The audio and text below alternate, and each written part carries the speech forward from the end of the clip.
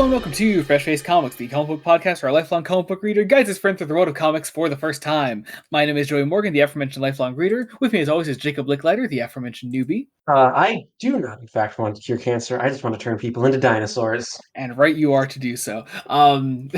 Joining us today to talk about the Uncanny X-Men Volume 3. This is, of course, the Marvel Masterworks Volume 3 by Chris Claremont. We have a longtime renowned X-Men fan on the podcast. Andrew, welcome back. Hello. I am indeed a longtime X-Men fan. Longtime X-Men fan. Were you? I forget. You were on both of our previous X-Men episodes. Yes. Yeah. So that's awesome. Glad to have you back. And yeah, we're talking Mhm. about some more X-Men today. Surprise, surprise. So yeah.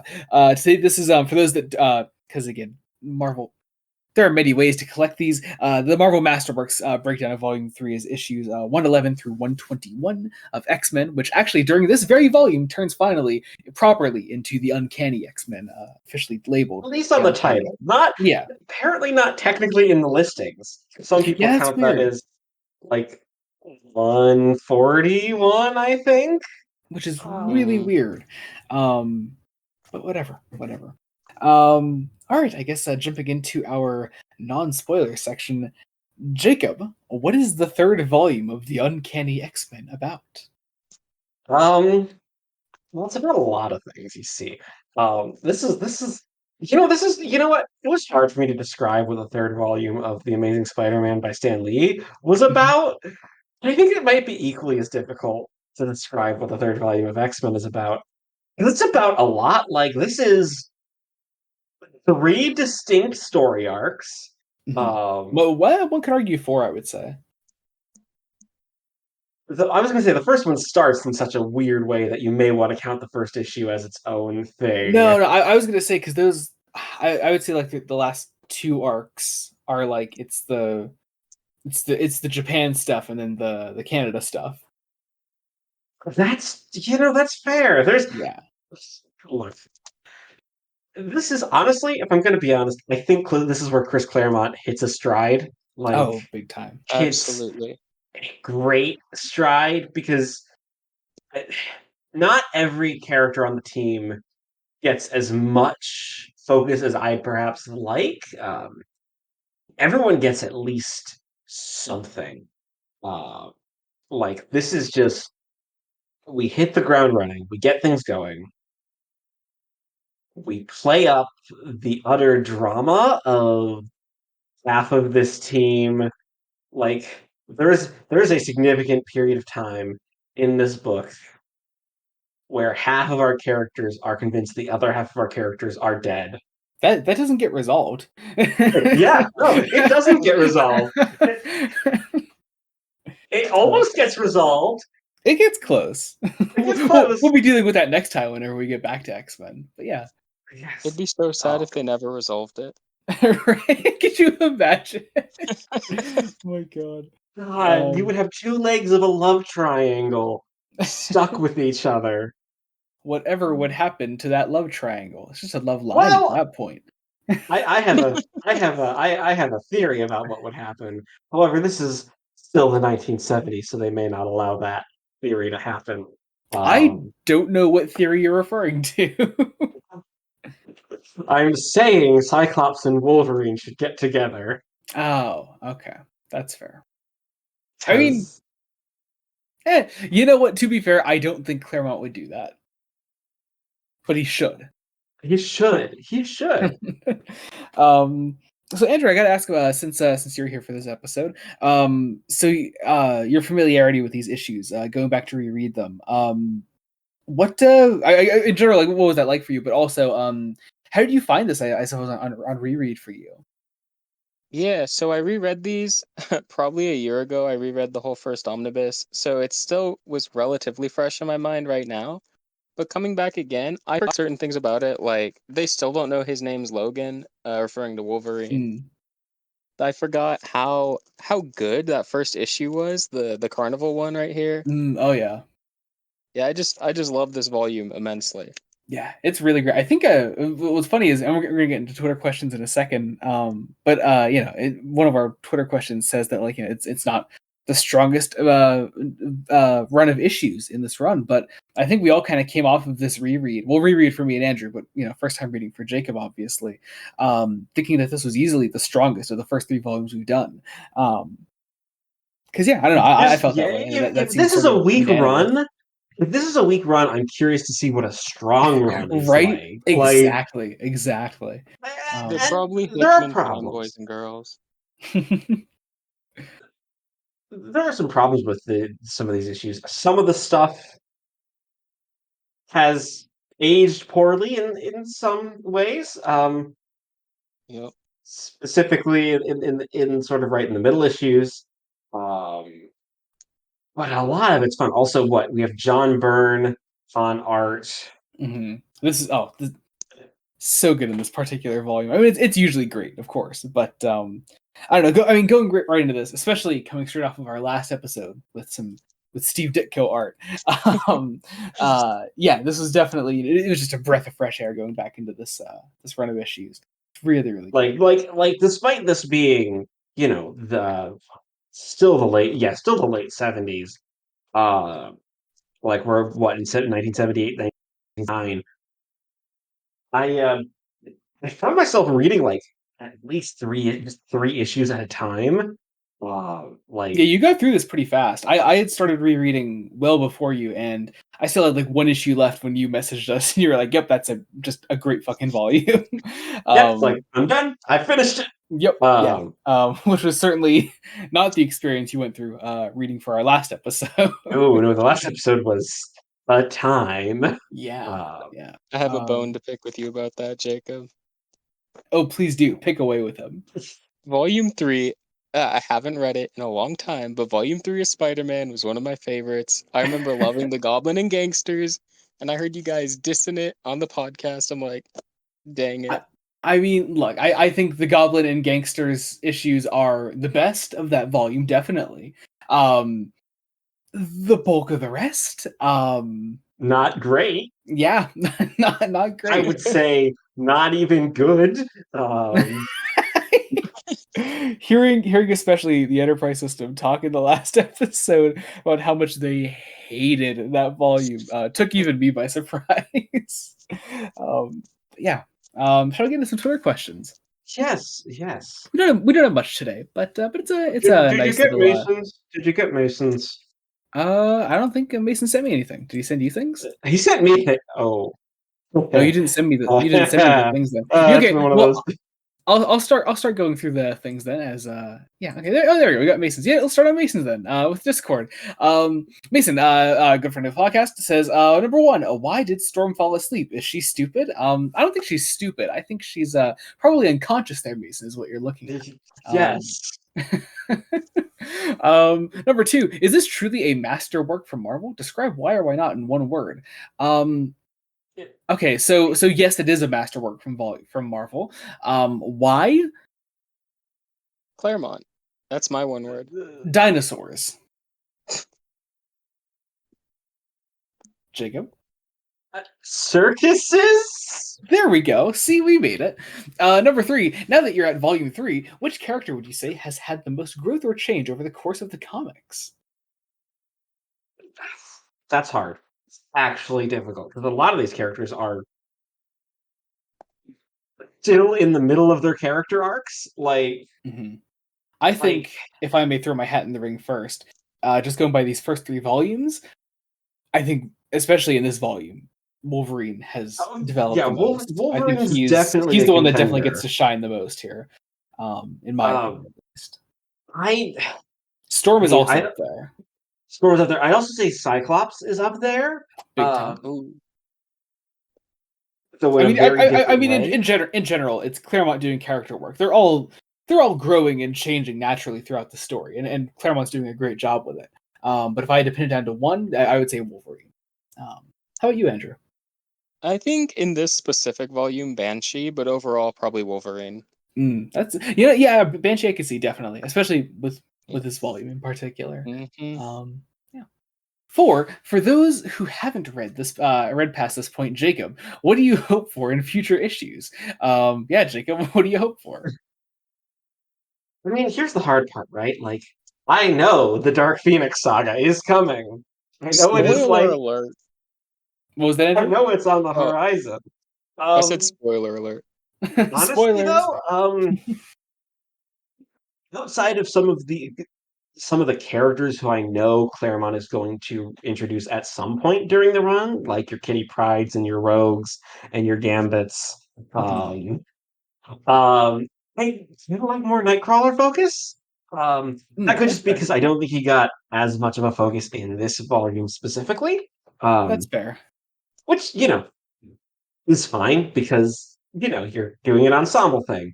Um, Mhm. and also just waiting for the Professor X Magneto face off. Like, Mm. because I know it's coming. I know that this is going to be the run that makes that dynamic the dynamic we know it today. Um, because, I mean, not really spoilers. Some of the issues in here that include Magneto, you can tell he's a Stan Lee character. I'll leave it at that.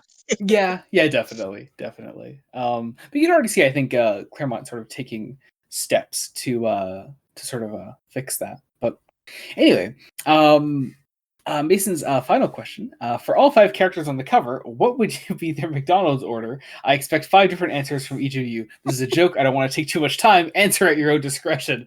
I feel like we could try to guess here. I don't know. So on the cover we have Wolverine, Cyclops, Storm, Colossus, and Nightcrawler. Um, I don't know. What do we think they would eat? I don't Banshee would get know. a Shamrock Shake. Oh yeah, definitely. I think Wolverine's definitely a burger guy,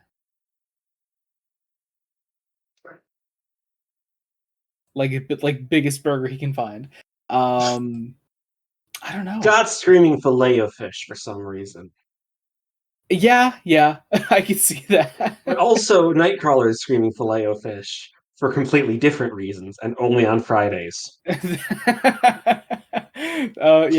Yeah. I feel like Storm would decline eating at McDonald's in general. I think I could see her just not having anything. Um, I don't know about Colossus. He'd get a small fry. It's his cheat day. You know what? Yeah, absolutely. Mason, I know this is a dumb question, and I hope we've answered to your satisfaction. All right, moving on. Rest of our Twitter questions actually on Twitter. Our first comes from our friend Rules Panda at Joey Can Read This. That's his username on Twitter. Hey, it's the guys who want to turn people, the guy who wants to turn people into dinosaurs rather than cure cancer. You're absolutely right about that. In all seriousness, how interested are you in Deadpool and Wolverine? So I'm assuming you're referring to the upcoming movie. I'm excited for it. It looks fun. Looks like a good time. Looks like I don't think it could possibly live up to my enjoyment of the first 2 Deadpool movies. But I'm excited for it. It looks like a good time, and actually having Jackman and Reynolds interact as actual Wolverine and Deadpool in a film is I'm sure at least going to be really enjoyable to watch, and I'm looking forward to all of the jabbing at 20th Century Fox. I think that'd be a lot of fun. So and Disney hopefully. But we'll see. We'll see. How about you guys? Is it bad that I couldn't really care less? I mean, that's fine. Um, It's like, fine. I mean, you also I, haven't seen any of the movies that are kind of relevant to this well, film no, I've being an seen exciting Deadpool. event. I've seen Deadpool and Deadpool 2. Oh, have Um, you? I I didn't know have. that. Yeah, I I saw did not know Deadpool that. 2 in theaters, surprisingly. Oh, nice. And I enjoyed them, like, fine enough. Um, I mean, again, I just, for whatever reason, am not particularly excited. No, I mean, fair enough. Fair enough. I think it looks like a good time. I'll definitely be seeing it. How about you, Andrew? I'm not really a Deadpool guy, but it's great to have Hugh Jackman back in the role. Totally fair. Totally fair. Cool. I'm Um, glad they're putting Hugh Jackman in yellow. Like, yes, finally, Yeah, for finally, sure. finally, we love it. Our next question comes from our friend Jamie at Jamie_season7. Am I just being forgetful, or did you not announce that you were covering this at the end of the last episode? We did, Jamie, and I know I responded to you personally on Twitter, but I wanted to bring this up because I don't know. I know. Look, if you don't listen, I get it. If people don't listen to the promotions at the end of each episode, but this is why you should, because every now and then we totally fuck up the outro and forget to announce episodes before we do our promotions at the end. So stick around, I guess. We're like a Marvel post-credit scene. It probably doesn't help that last episode was chaotic as fuck. It absolutely. But Jamie's actual question here might be a bit controversial here, but Chris Claremont is good at writing X-Men. This probably isn't the most memorable run of issues from his time on the book, but it's still great. I don't know. I really love this volume. I know we already mentioned that we all really enjoyed this volume, especially best of the first three. It's a great time. So yeah. I'm reluctant to go through these last two. Just rip the Band-Aid off. Okay, so I feel like I have to explain the lore of this to those that don't know it. So way back in the lore is getting even more confusing. It is. It's getting way more confusing and way more obscure because it used to be Especially green themed things. So way back in the before episode 20 of this podcast. So this is ages ago.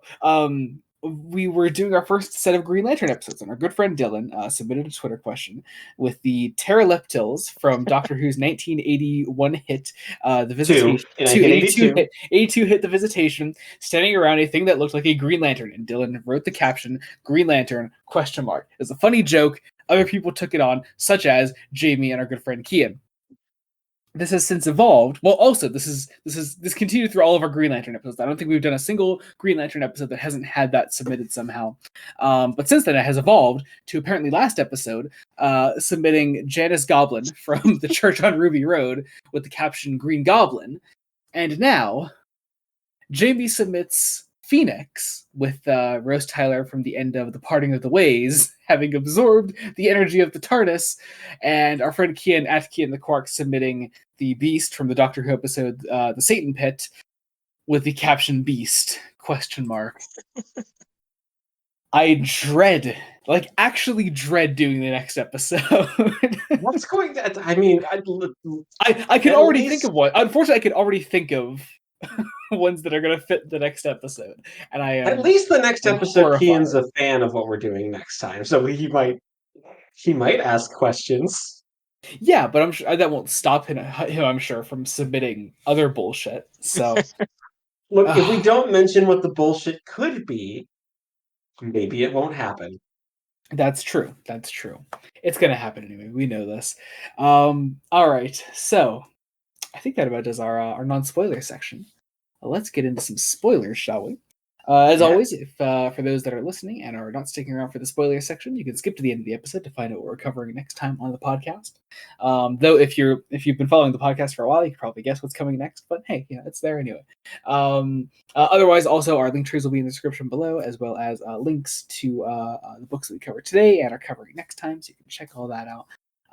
But I think we should move on now into our spoiler section. So consider this your official spoiler warning.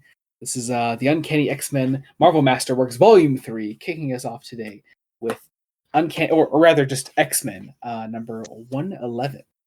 111.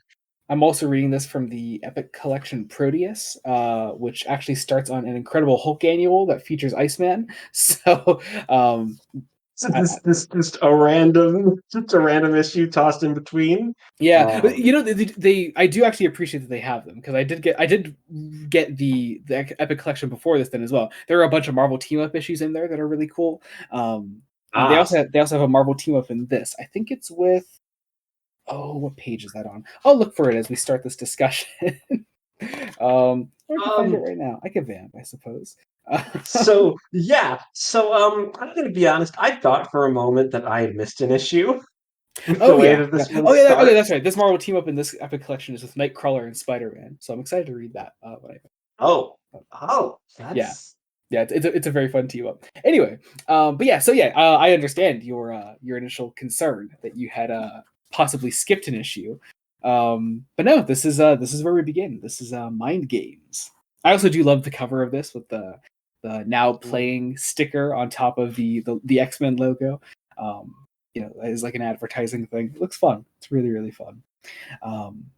but yeah, opening really strong. We have Hank McCoy, Beast, who has not been on the team up to this point, has in fact been traveling around with the Avengers in recent times, but is now finds himself in a circus and sees a man that looks suspiciously like our good friend Banshee announcing a circus act featuring people that suspiciously look like Jean Grey, Colossus, Wolverine, Nightcrawler, Storm. It's a great start. It's such a great start. It goes so hard. And I really do like that. I like that you brought up that, like, the worry of skipping an issue, because like I think what makes this initial issue really, really work is the fact that it is all from Beast's perspective, and so you're unraveling this mystery with him. Let's be honest, Beast doesn't know half of these people. Like, That is true. Yeah. That is true. I mean, he's aware of the new X-Men, but yeah, but he has never met any of them. He's not met any of them. He doesn't know if this is normal. It's not normal. But also, the first thing that struck me after turning the first page, oh look, a layout that isn't just a 9 panel grid. Like, I don't want to harp on about this. But oh my god, it's so nice that the layouts actually allow some interesting things. I don't want to spend this entire episode just going listen to the last episode, but please listen to the last episode. It was hell. You should experience the hell as well, listeners. But yeah, seemingly all circus acts here. Beast begins. It's a classic freak show. It is. You know, kind of surprised Stan Lee didn't do the X-Men as a freak show in his original run. Like, I mean, I suppose he might have. I haven't read it. It wouldn't be this I don't good, think though. he did. That's true. No. That's I mean, it probably true. helps that this team of X-Men, in terms of design, are less look like humans, because let's be honest, the original X-Men, like what the original 5 X-Men, look mostly like people. Like just normal people. Like Beast and even Blue in the original team. It's a guy with hands for feet. Freak show. Freak show. Yeah. Yeah. Sorry, something totally got caught in my throat in between that. Holy fuck. Jesus, we're fine. This is the professionalism that all our listeners come here for. Holy fuck. Wow. Oh, my throat is burning. Holy fuck. We're good. Anyway. Jesus.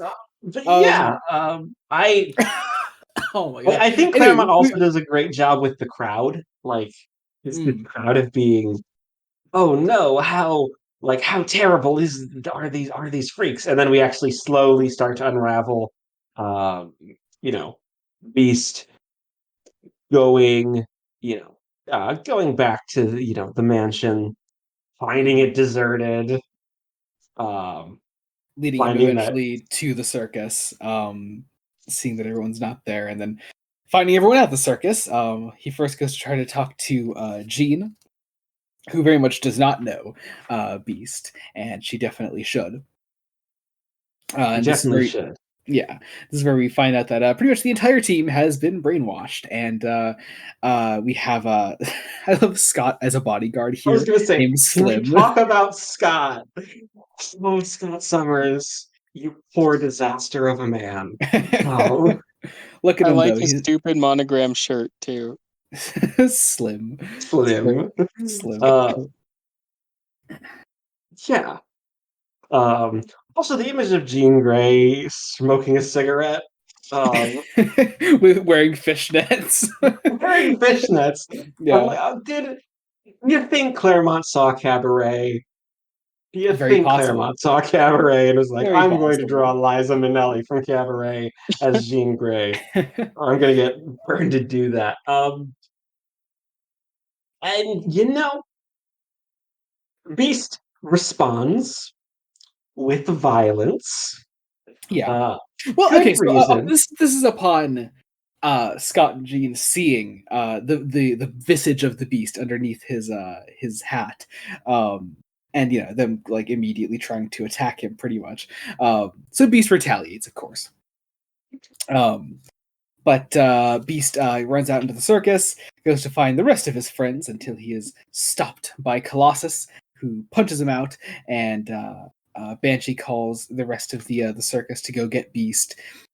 We see Wolverine chained up in this sort of like what the fuck you would call it, this tent? I don't know. Shackles? He's somewhere. And upon being dragged away by some guards, Beast is brought face to face with the villain of this first issue, and pretty much just the first issue, Mesmero, who is so clearly not the villain that Claremont actually wants to write here, and he's going to be written out so fast it hurts. Yeah. But look at his pose. He looks like he's trying to seduce the Beast. I mean.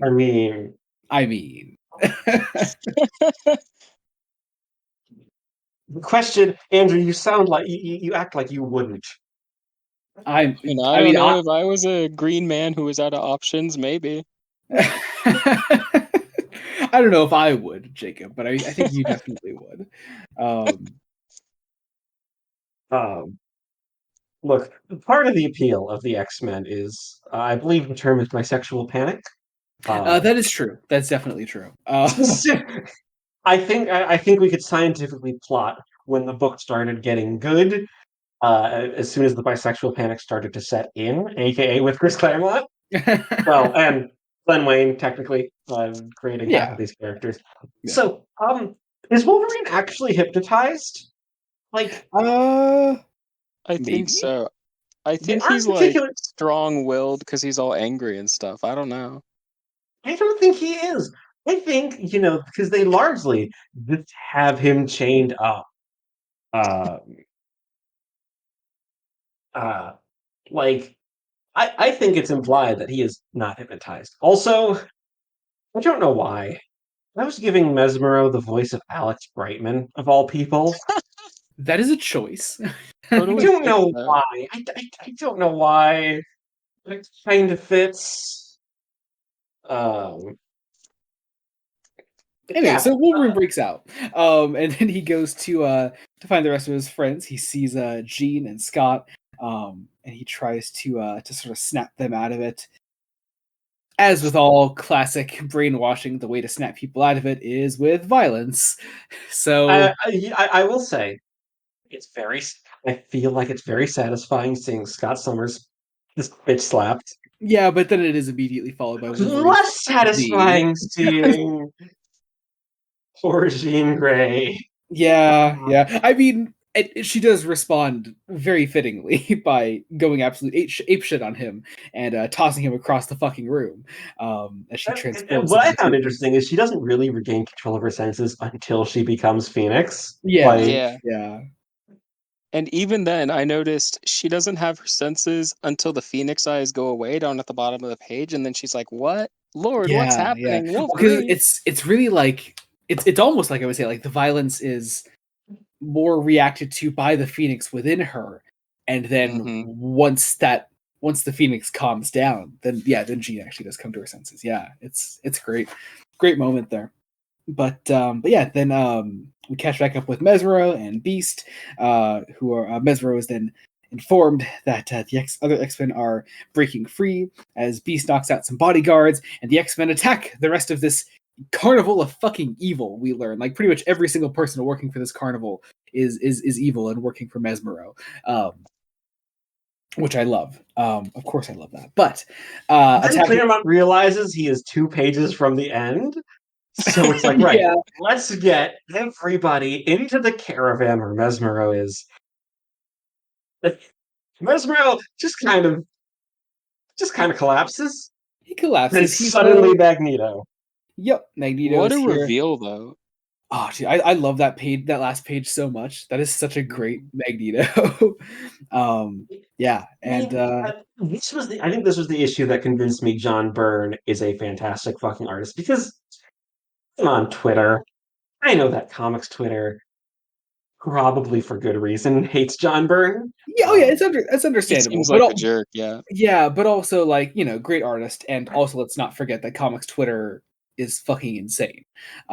This is true.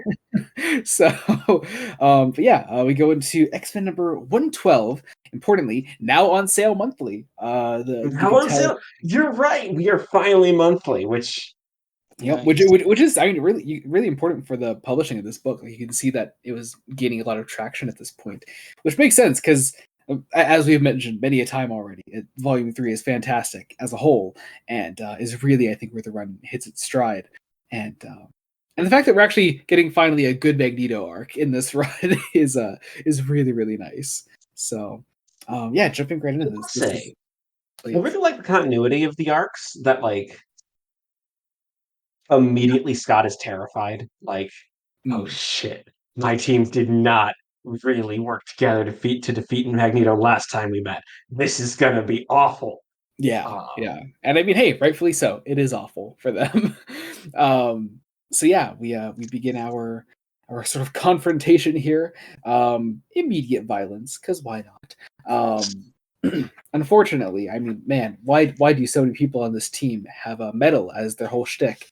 Kind of puts them at a disadvantage here. But we learn that Here's the thing. the urge to make a Marco Polo joke here is really, really strong, but they are in a flying caravan. Caravan. And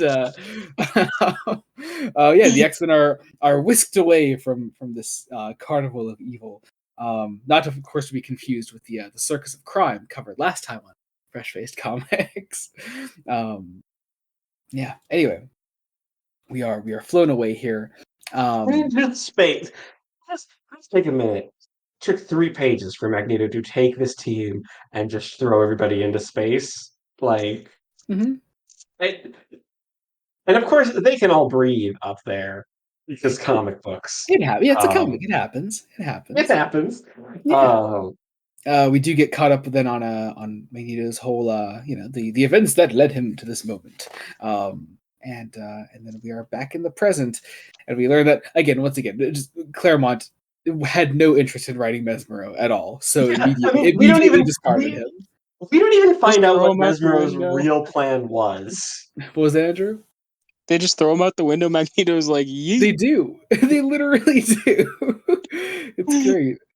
But yeah, he's thrown out. The rest of the X-Men are being flown through space through this flying caravan and taken to Magneto's secret underground lair, where the X-Men are all. Well, I mean, they're still taking it. They do still put up a fight, which is nice. But it does not last incredibly long, as Magneto is able to work through each of these X-Men one by one. He does reach a bit of a roadblock with Phoenix because, surprise, surprise, Phoenix is strong as fuck. But in throughout the course of this fight, Magneto is able to defeat all the X-Men and eventually lock them all up, stick them in these chairs, and introduce them to Nanny, Nanny. who is here. Okay, you gotta love Magneto's pettiness. So we've previously mentioned the baffling state that we found Magneto in when we started the Claremont run of X-Men, in that Magneto was an infant. So Magneto's perfect revenge here is to treat all of the X-Men like infants by having them watched over by a nanny, a robotic nanny who looks evil as all hell. And the X-Men are tied up to these chairs that siphon their powers and prevent them from speaking and moving much. It is as if they are infants themselves. And that is the end of the issue. Such a drama queen. He is. He really, really is. And this, I think, is where Ian McKellen Magneto was born, really. Utterly ridiculous. I mean, I could also see Michael Fassbender doing this. Very much so. So you had like your first really like major exposure to Fassbender and Magneto today, which we'll talk about at the end of this. We'll talk about it at the end of this, Yeah, yes. I love that. But yeah, going into X-Men number 113. Great cover. Another great cover. Needless to say, all the covers are great. But this is Showdown. This is Showdown. Yeah. So Magneto has locked up all the X-Men, so he's able to wreak havoc on the world at large. Specifically in, I forget, where are they again? He's in Australia. Yes, and The New Royal Zealand. He Australian attacks Australia and Aerospace. New Zealand, apparently. Yeah, we get this sort of like reporter talking about all the horrible things that Magneto has done recently, and the X-Men should be here to stop him, but they are The not. reporter's name is John Cheever, who I am that an actually established Marvel character, I think, at I this time. don't know, actually. Because I don't know, there was something about this in a lot of ways. It could just be this volume feels like it's trying to be a precursor to a lot of like modern comics crossovers. Because let's be honest, comics at this time, if they were going to cross over, it would be in like in like a team book title, like the Avengers for Marvel, Mhm. or at DC Justice League, or World's Well, and of course, Finest. there are also like the books that were meant for like even outside of team ups. Like I already mentioned, Marvel Team Up was an actual like book that just continually happened. So like I said, like in this volume, there's a Nightcrawler Spider-Man one. So you would just like have those characters regularly meet up. I'm not sure if that's exactly what's happening in like this first set of issues. When we're talking about the volume as a whole, like it feels like it's slowly trying to be this bigger crossover. Because there's I'm, huh? I'm not sure I entirely agree with that actually. well, because there's some very brief cameos. And some of it's also a lot of the references to the Avengers. Mm, With the inclusion of Beast here, feels like it's trying to feed it in from whatever the Avengers was book was doing at the time. If mm. that makes sense. Interesting. Maybe. I don't know. Anyway, moving on. We have back at Xavier's mansion. Him and Lilandra are No, here. this is a mansion that he has in Greece. Oh yes, that's right. That's right.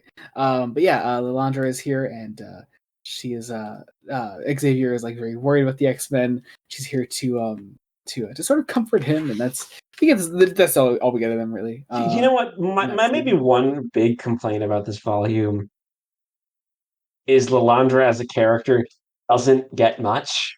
Like she I doesn't mean, get a whole lot of focus, and that's she's fair, kind but of. I mean, neither does Xavier as a whole, though. I mean, not this issue, but later on, Xavier gets a pretty big issue to himself. Yeah, Uh, Whereas Lilandra is just his alien girlfriend.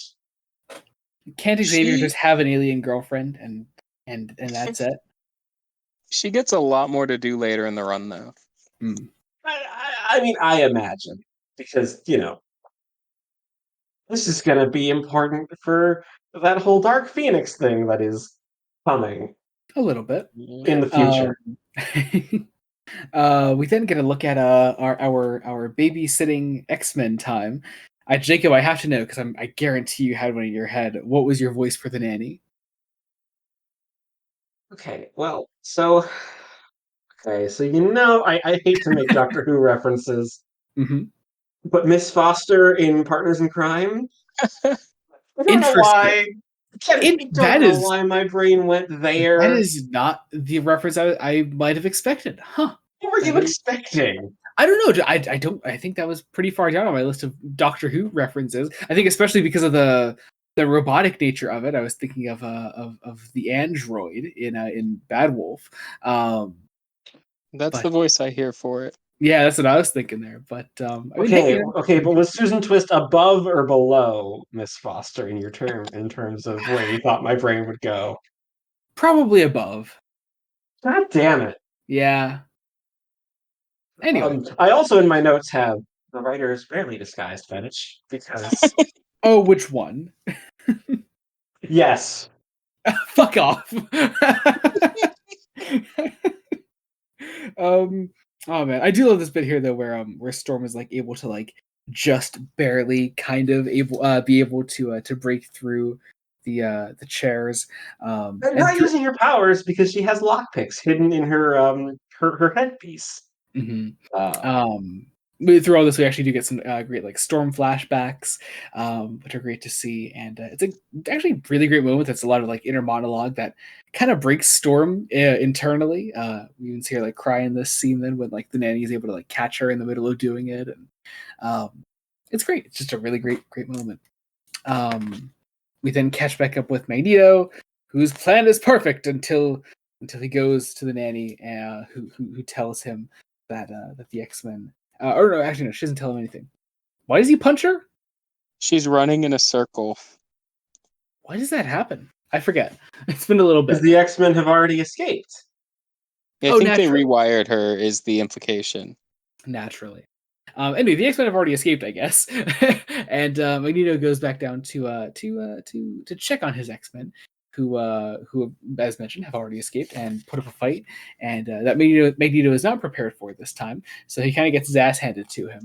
But the sort of underground base begins to crumble around them through the course of this fight, and there's only enough time for two of our heroes to escape through all of it. That is Beast and Phoenix, who are able to fly out of the base as Magneto and the other X-Men are supposedly crushed underneath. Magneto. We do also see in another scene Magneto does escape as well, but that is of course unbeknownst to the rest of our heroes. But as Beast and Phoenix escape and begin trudging through the snow, we end our issue there, taking us into officially the Uncanny X-Men number 114. I do also love this. I don't know if you guys are familiar with any of the Epic Collection printings of these, but this is the cover that they choose for the Epic Collection that includes these issues. I think it's just a really great cover. I think it's a great one to sort of show off our characters here and what they're all sort of going through in this. It's really great. See, part of me is curious why they didn't choose this one for the Masterworks cover, honestly, and they went with. I mean, Jacob. I mean, it's a choice between that and Dinosaur. You're right. You're right. What was always going to win there? I mean, come on. Getting Alex Ross to draw a dinosaur. Exactly. Yeah. Yeah. So I will say the way that I read this. I mean, I don't think that's Alex Ross, but doing the Masterworks version of the cover, I believe they're all redone by. They're basically Ross redoing these big covers. Nope. They kind of just like take the original pencils and recolor and ink them. Is it? I could have sworn. Yeah, here. So actually, yeah, they include those covers at the end here of the Epic Collection.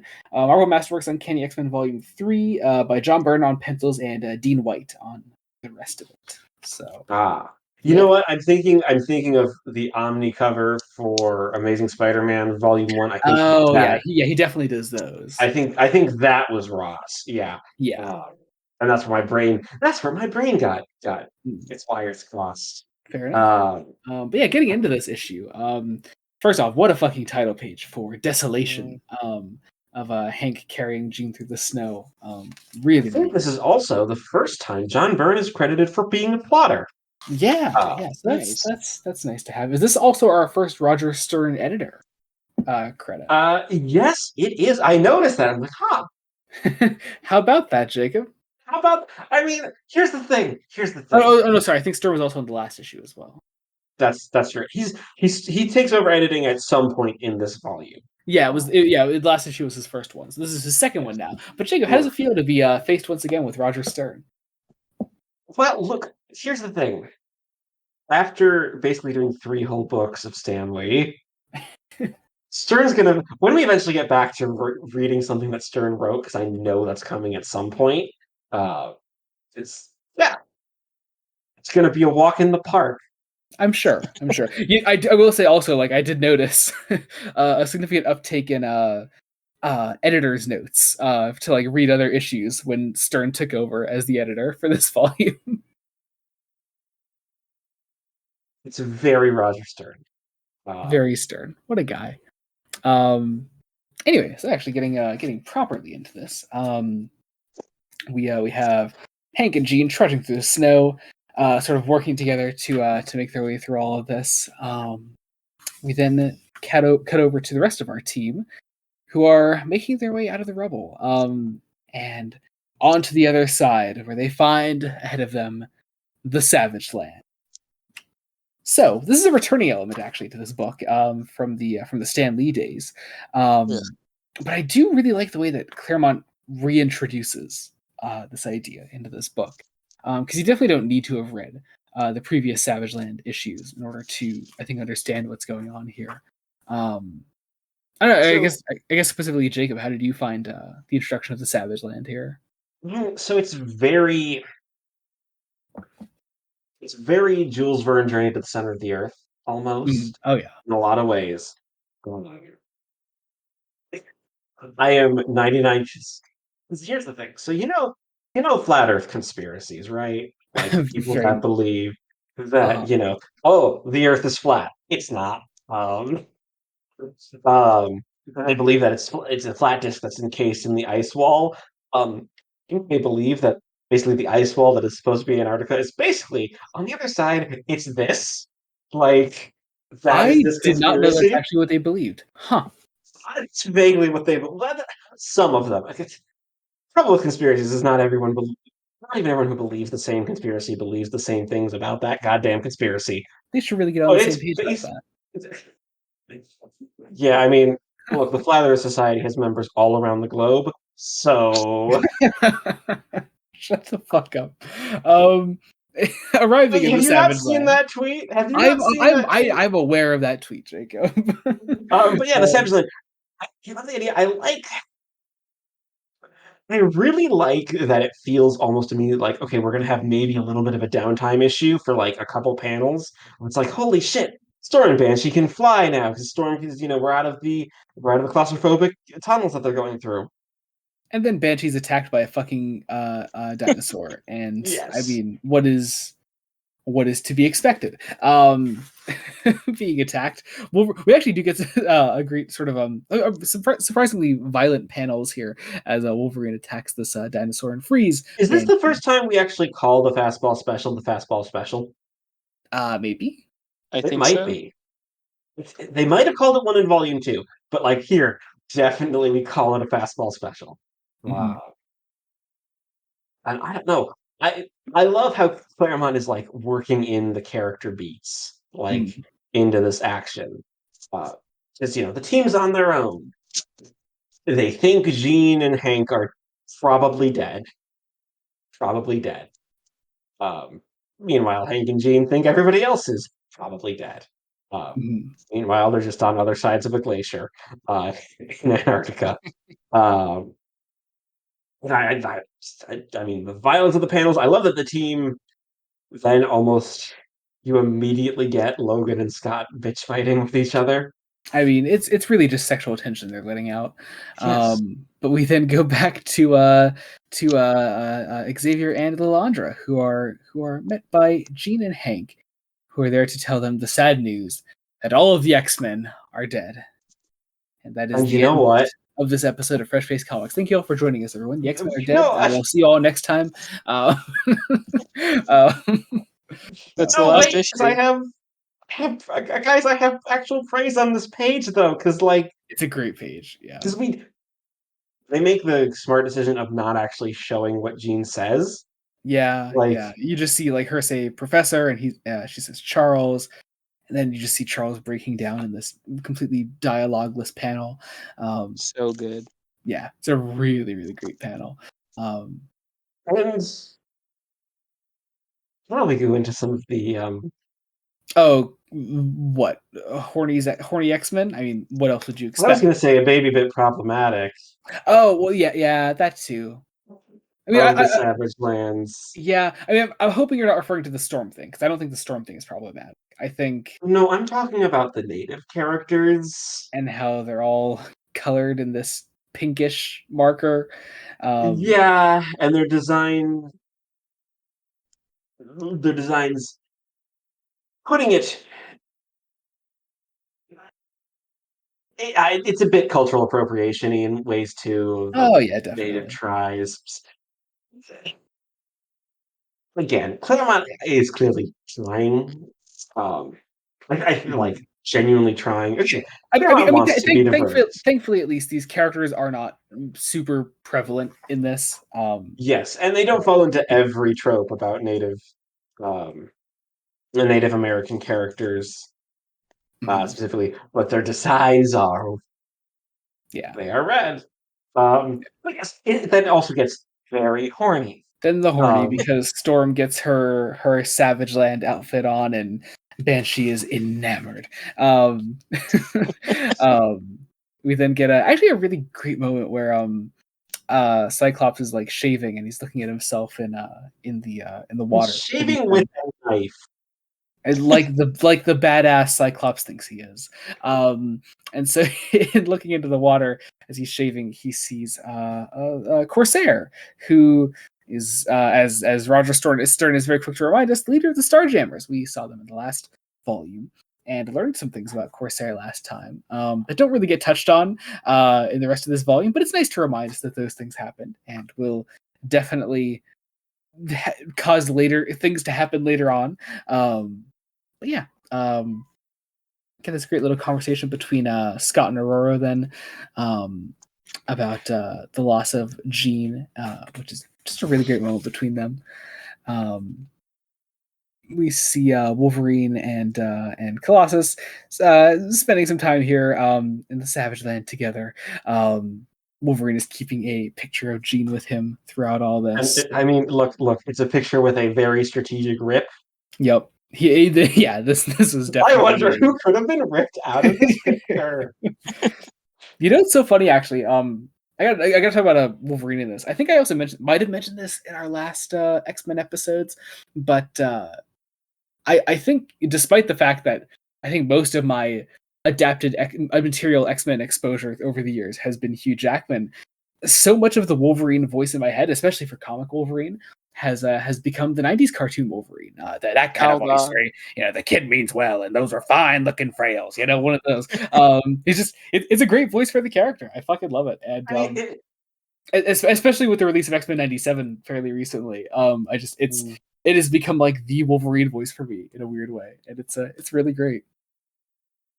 I mean, it probably helps that voice is with a version of the character specifically based off of this design of the character, whereas Jackman, definitely. This isn't meant to knock Jackman, but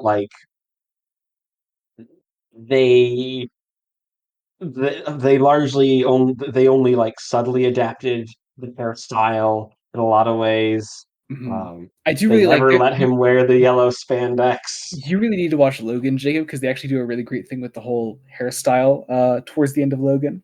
But hey, I mean, as we already mentioned in our Q&A, we are finally getting yellow spandex for Jackman, so that's nice. But yeah, I don't know. I guess my whole point there is really just, I don't know. I love that voice so much, and it very much has carried over into this reread for these issues. So yeah.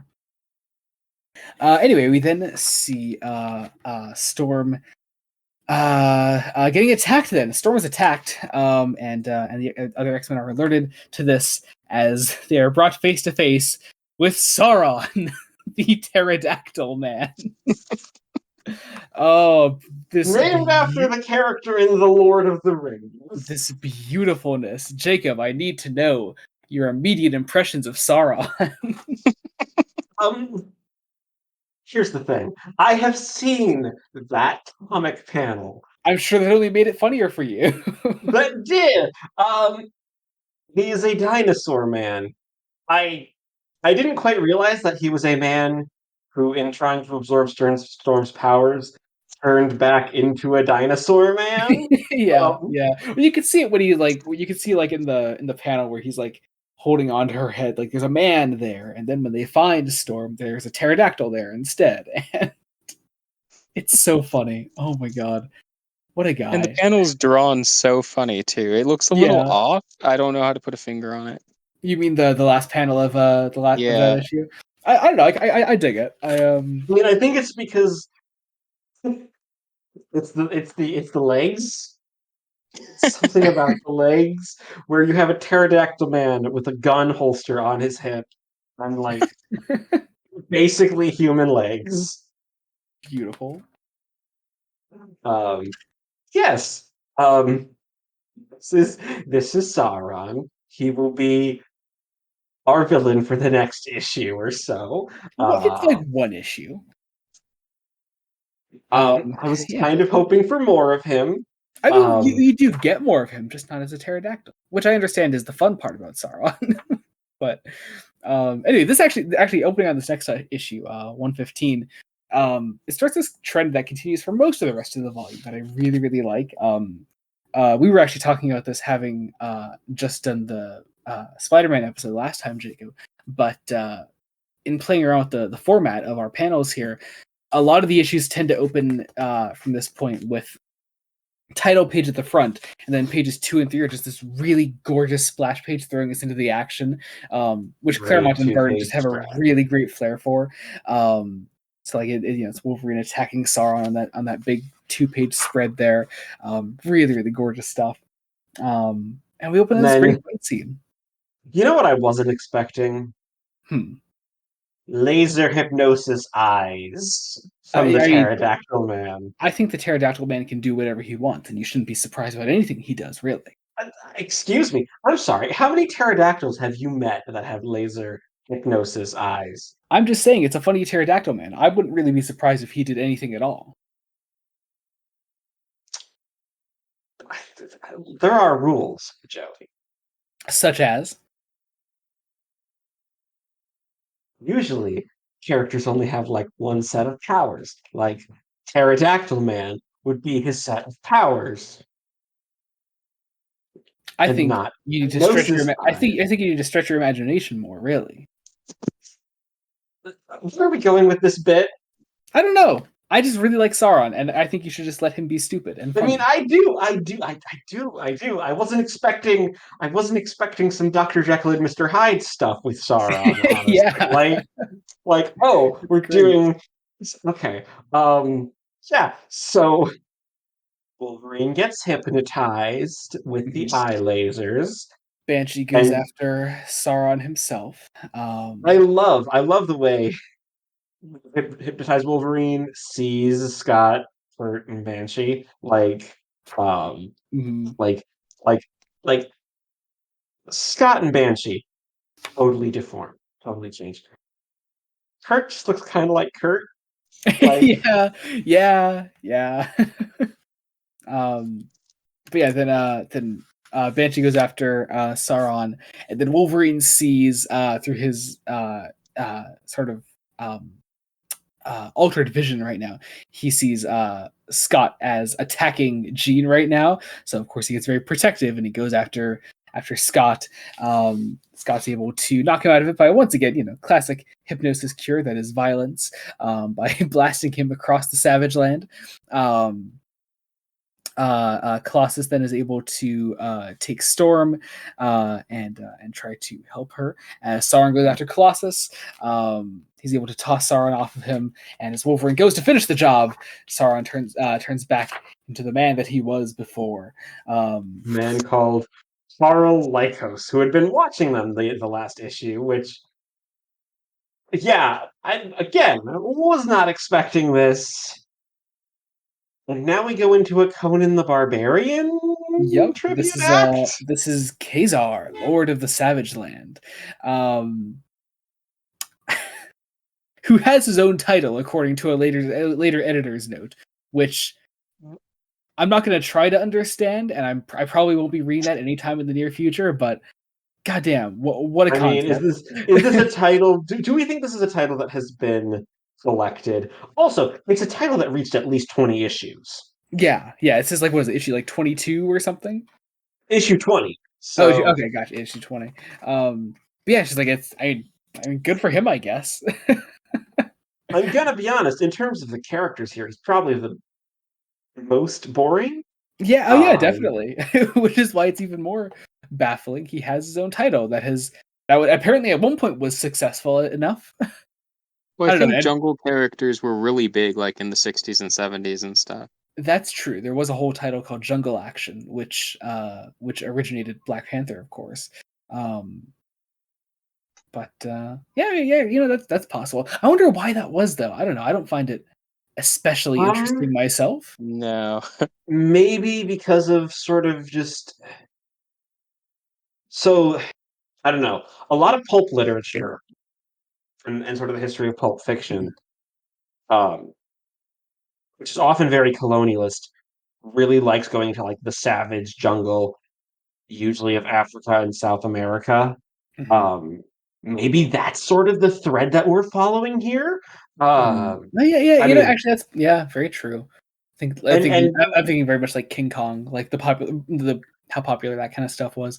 Yeah. yeah, Huh. and let's be honest, it's one of those sort of overt phases of colonialism that fell out of style.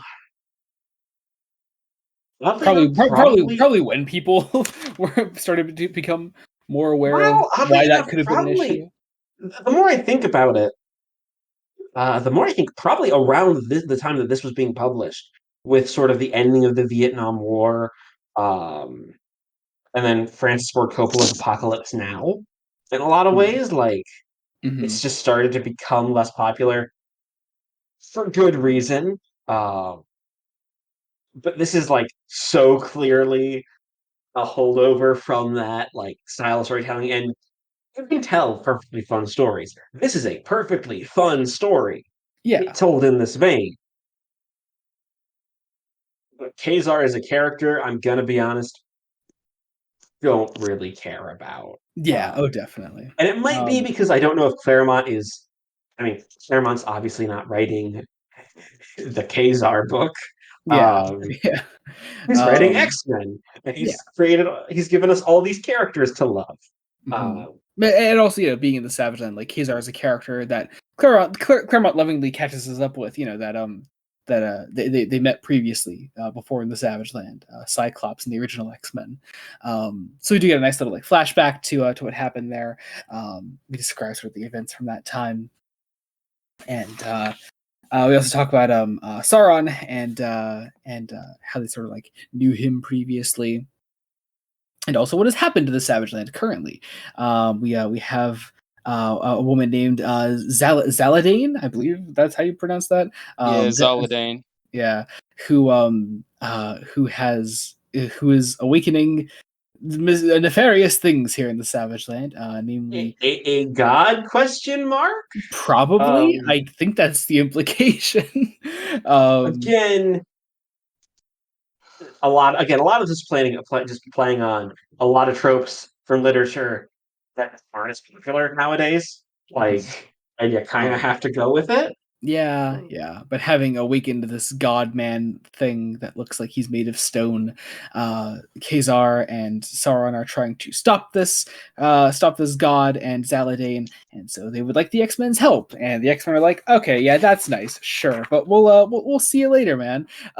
So they initially try to leave. They reject the quest, only to realize that their way out is is blocked, or not really blocked, but the only way to get out would be to be guided by Khazar. Um, this is no mere snow from the Savage Land. For the Savage Land, it is death. It's sort of like snow coming down. So there is no real way for them to ignore the quest, as they must stop this snowstorm by stopping the death god, sun god, man thing, in order to stop this the storm from happening. So that takes us into Uncanny X-Men number 116, with actually probably one of my favorite covers of the collection. I really, really like this one. I just like a good action shot like that. And also we had a fantastic title page. I do love To Save the Savage Land, written in the snow there in the mountain. Just really nice. Reminds me of one of those like Francis Maniple flash pages. Yeah, once again, great big splash page showing us where Zaladane and the city of the sun god is, as we go to attack, as we begin to plan our attack, at least going into here. That is, of course, before half of the team is captured. This being Colossus, Banshee, and Cyclops are all taken by Savage Land natives, riding pterodactyls and stealing them and taking them to the sun god. Yes. Leaving. Was I the only one that got like Wizard of Oz vibes here at all? Oh, No, was it very just much me? so. Yeah, I get that. Uh, Yeah. specifically, Return to Oz, like the sequel from the '80s. I have not seen Return to Oz. You should. It is a time. I Gene know I Marks should. is in I it. know. I'm told it's also horrifying. Yes. One of those classic Disney films that scarred a generation. Um, anyway, but yeah, leaving behind Wolverine, Nightcrawler, and Storm, which is a great fucking lineup. But and we they get our first like depth of Wolverine. Well, hidden depth of Wolverine here, where he's able to just talk to and calm down a saber-toothed tiger. Yeah, it's nice. That and also like pairing that up in the issue where he really has to take on an actual leadership role, I think is really important. And especially going into our next story arc after this issue, sets up Wolverine really nicely to just for the reader to understand a bit more of who he is. But yeah. Also, this really limited team for most of this issue being Nightcrawler, Storm, and Wolverine gives us also time to focus in on Nightcrawler and Storm and understand them a bit better. They're eventually able to get inside the city and find where their friends are being held captive, held on this literal pyre against these poles. As But like Zaladane. before, oh sorry, No, before that, go ahead. there's the scene where Wolverine kills the dude, and the expression on Storm and Nightcrawler's face is just like so telling of who they are. Like Nightcrawler just looks so grossed out, and Storm's just like looking away a little I bit. forgot about that moment. Yeah. Oh, that's a great moment. Yeah. He like, yeah. I really love that. Punches a velociraptor in the mouth. I mean, what's not to love there, And it bites him. Yeah. Anyway, but yeah, so then they find where their friends are being held captive. Is lighting Colossus on fire because I guess may as well get started on the Metal Man first. They're able to get in there. Nightcrawler is able to break Cyclops out and begin breaking up the bonds that are holding them to these poles, breaking them all out, going after the Sun God thing. Man, whoever the fuck this guy is. He's quite literally just called the Petrified Man. Well, his name is Garrock, but I don't know if they say it in this issue. Oh wait, they do. That's right. I did see that earlier. Oh, okay. You are correct. They did call him that, but I think it was like once. So, yeah.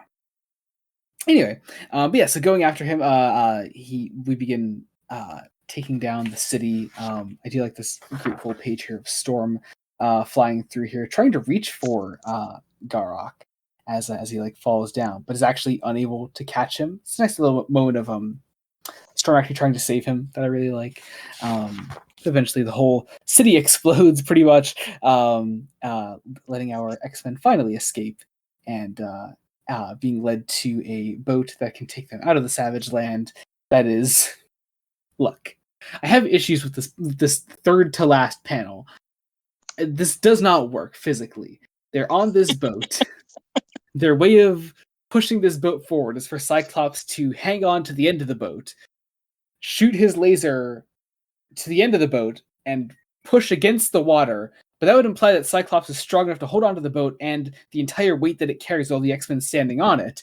And he pushing that entire boat with him as the force of his lasers gets them out of there and out into the open. It's fucking weird. It's stupid. I hate it. But otherwise, to be honest, this arc feels like it was cut short. Like a little bit.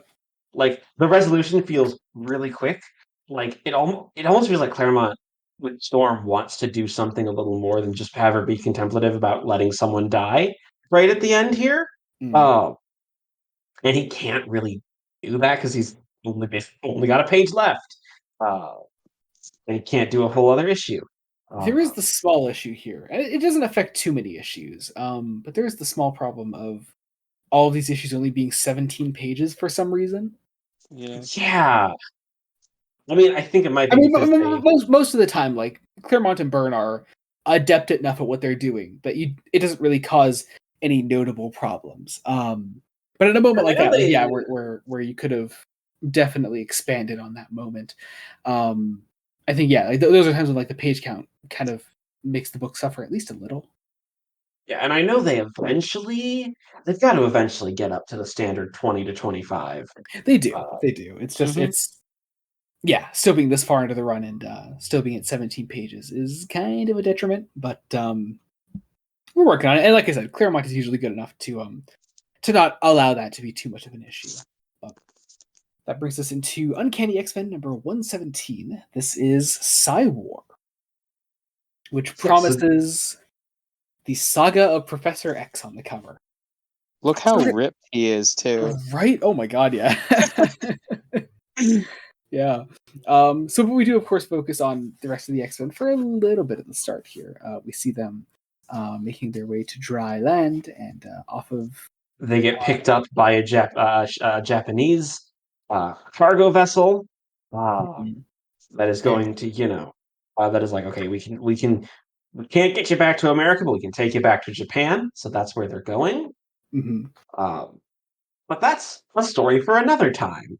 Yeah. In the meantime, we're actually going to focus in on our friends Jean, Xavier, Lilandra, and Hank, who I guess has gone back to the Avengers by this time. But yeah, instead, Jean is saying that she's gonna go off on her own for a little bit, see what she can do without Scott in her life now. Lilandra wishes her the The best. X-Men are dead. All of the X-Men are dead. It's such a shame. I feel like editor Roger Stern is having way too much fun. It's always like, I love this one here. So the X-Men are dead. As far as Jean knows, see X-Men number 114. There are a lot of those throughout the rest of this volume. But Lilandra goes to Xavier, who begins just reminiscing about his early days of finding other mutants, and so this is our actual issue here.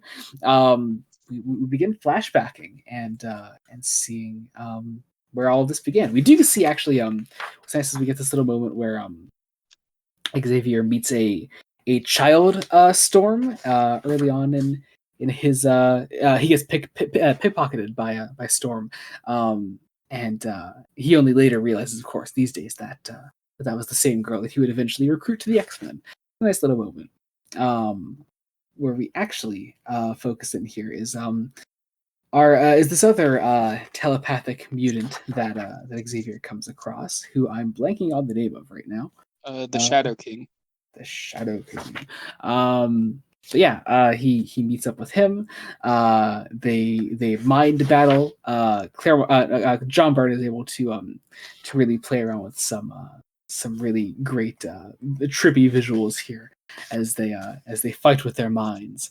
I really do like Almost immediately, like I love the transition into the trippiness. Like it's just a fascinating little transition as we start of these two men sitting across from each other in a restaurant at different tables, speaking to each other telepathically before astral projecting into basically uh, just this psychic war. And every so often, just flashing back to seeing the two men sitting calmly at tables Yep. across from each other. It's all happening in their minds. Why the hell not? Yeah, it's really cool. Really, really cool stuff. And get some great monologuing between them throughout all this.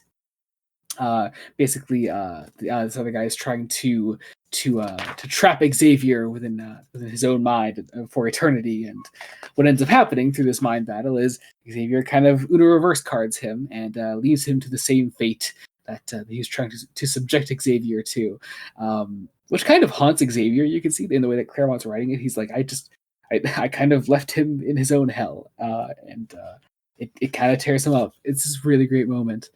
And leading to this great moment then where in the present, Lilandra convinces Xavier to go with her,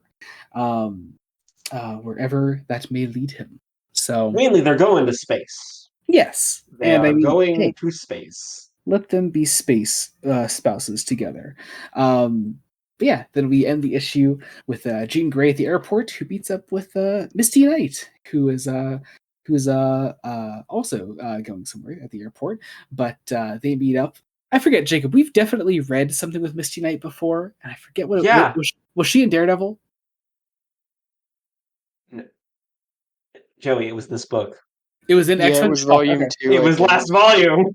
You're absolutely right. Okay, you're Because correct. she and Jean are friends. You're right. Yes. I read the- a lot of things, Jacob, that Misty Knight shows up in, and you should read more of those. And also, you should actually continue the fucking Marvel Netflix stuff, Jacob. What? Yeah, what? I don't know what you're talking about. What? I would never put that off. No. Uh-huh. Uh, For a very long time. But yeah, so they I do like this little moment where Gina sort of like hides from Misty that the other X-Men are dead. We also find out that Misty is fighting Tokyo. Yes. What are the odds? That is where we end our issue then. Go bring us into Uncanny X-Men number 118. So Jacob, what a cover. Yeah. What a cover, right? Yeah. What are we thinking? I was kind of surprised that Sunfire was back. Mm-hmm.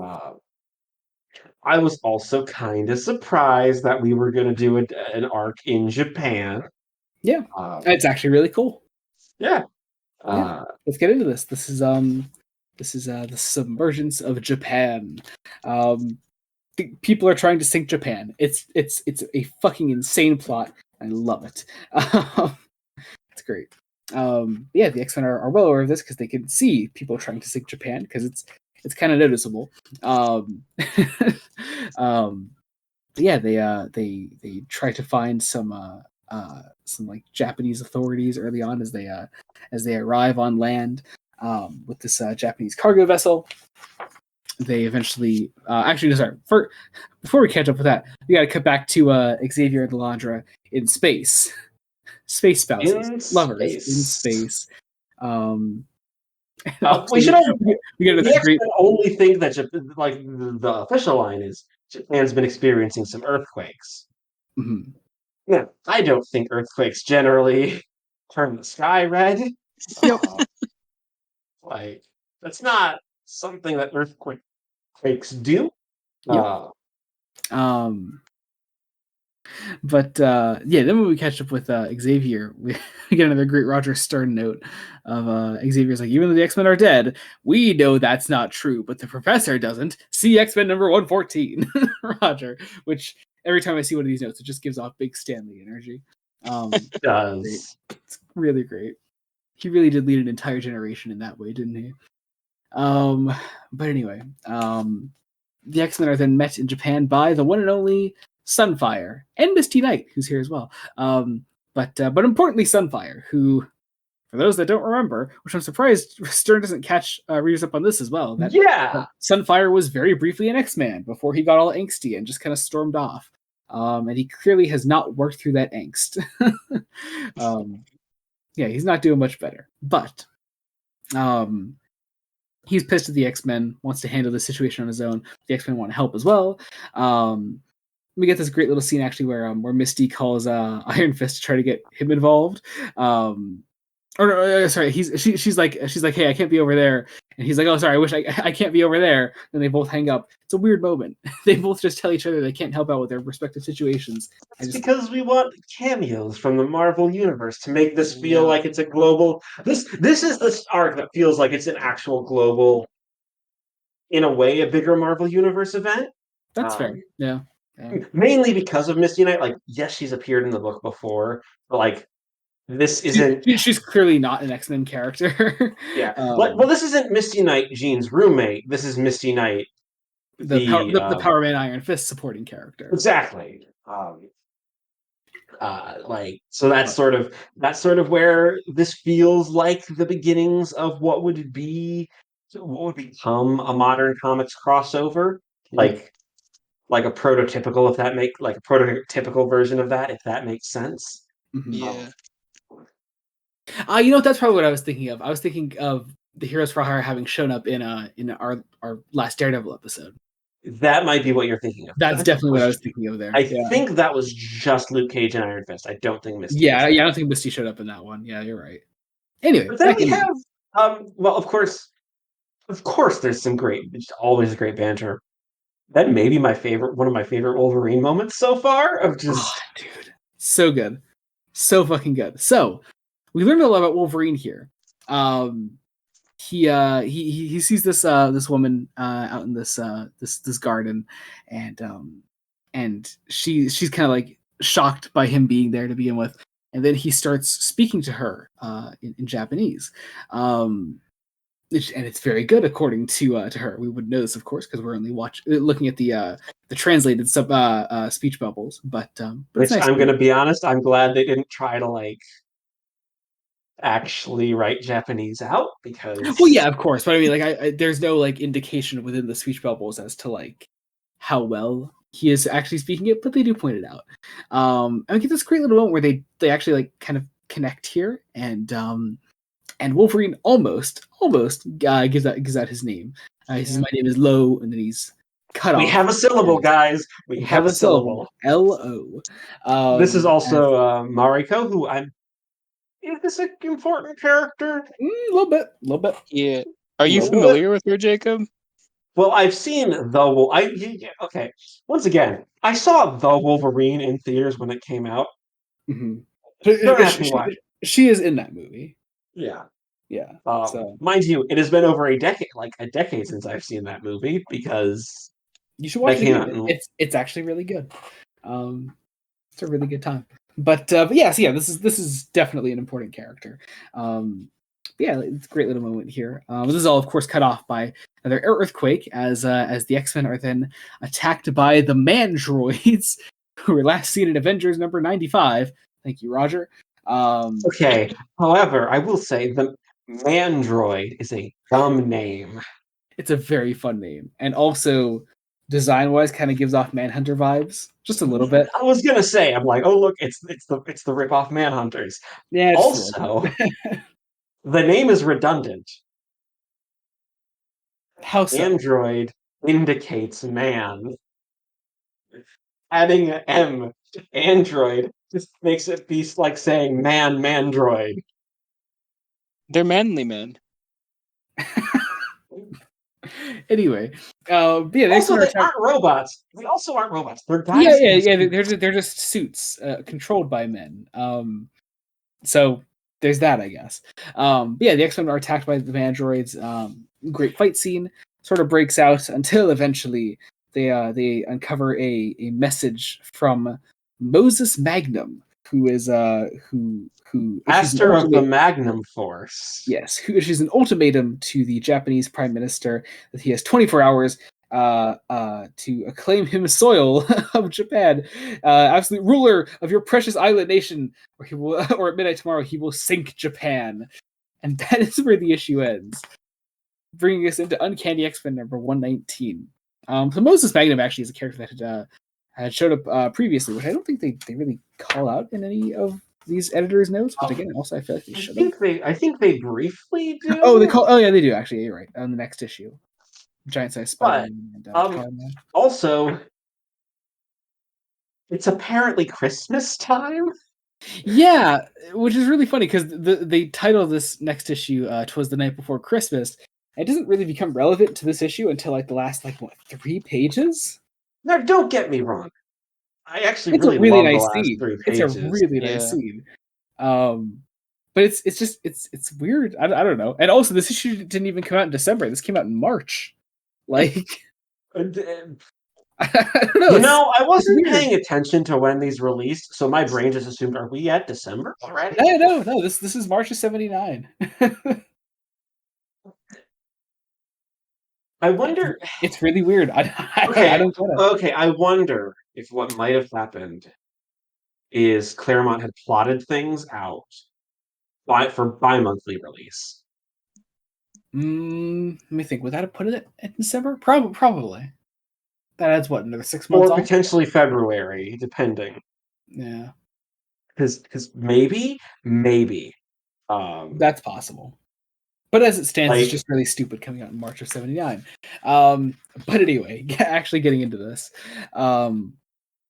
So we are out to stop Moses Magnum, who and we get to do a classic. We're gonna start our story in media res and then jump back to them actually making the plan.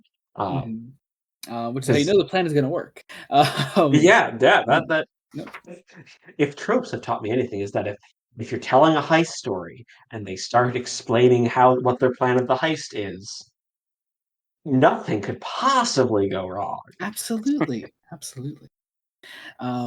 Yeah, I guess yeah, we see how the plan is going to play out. The X-Men sort of infiltrating Magnum's secret base. We find out that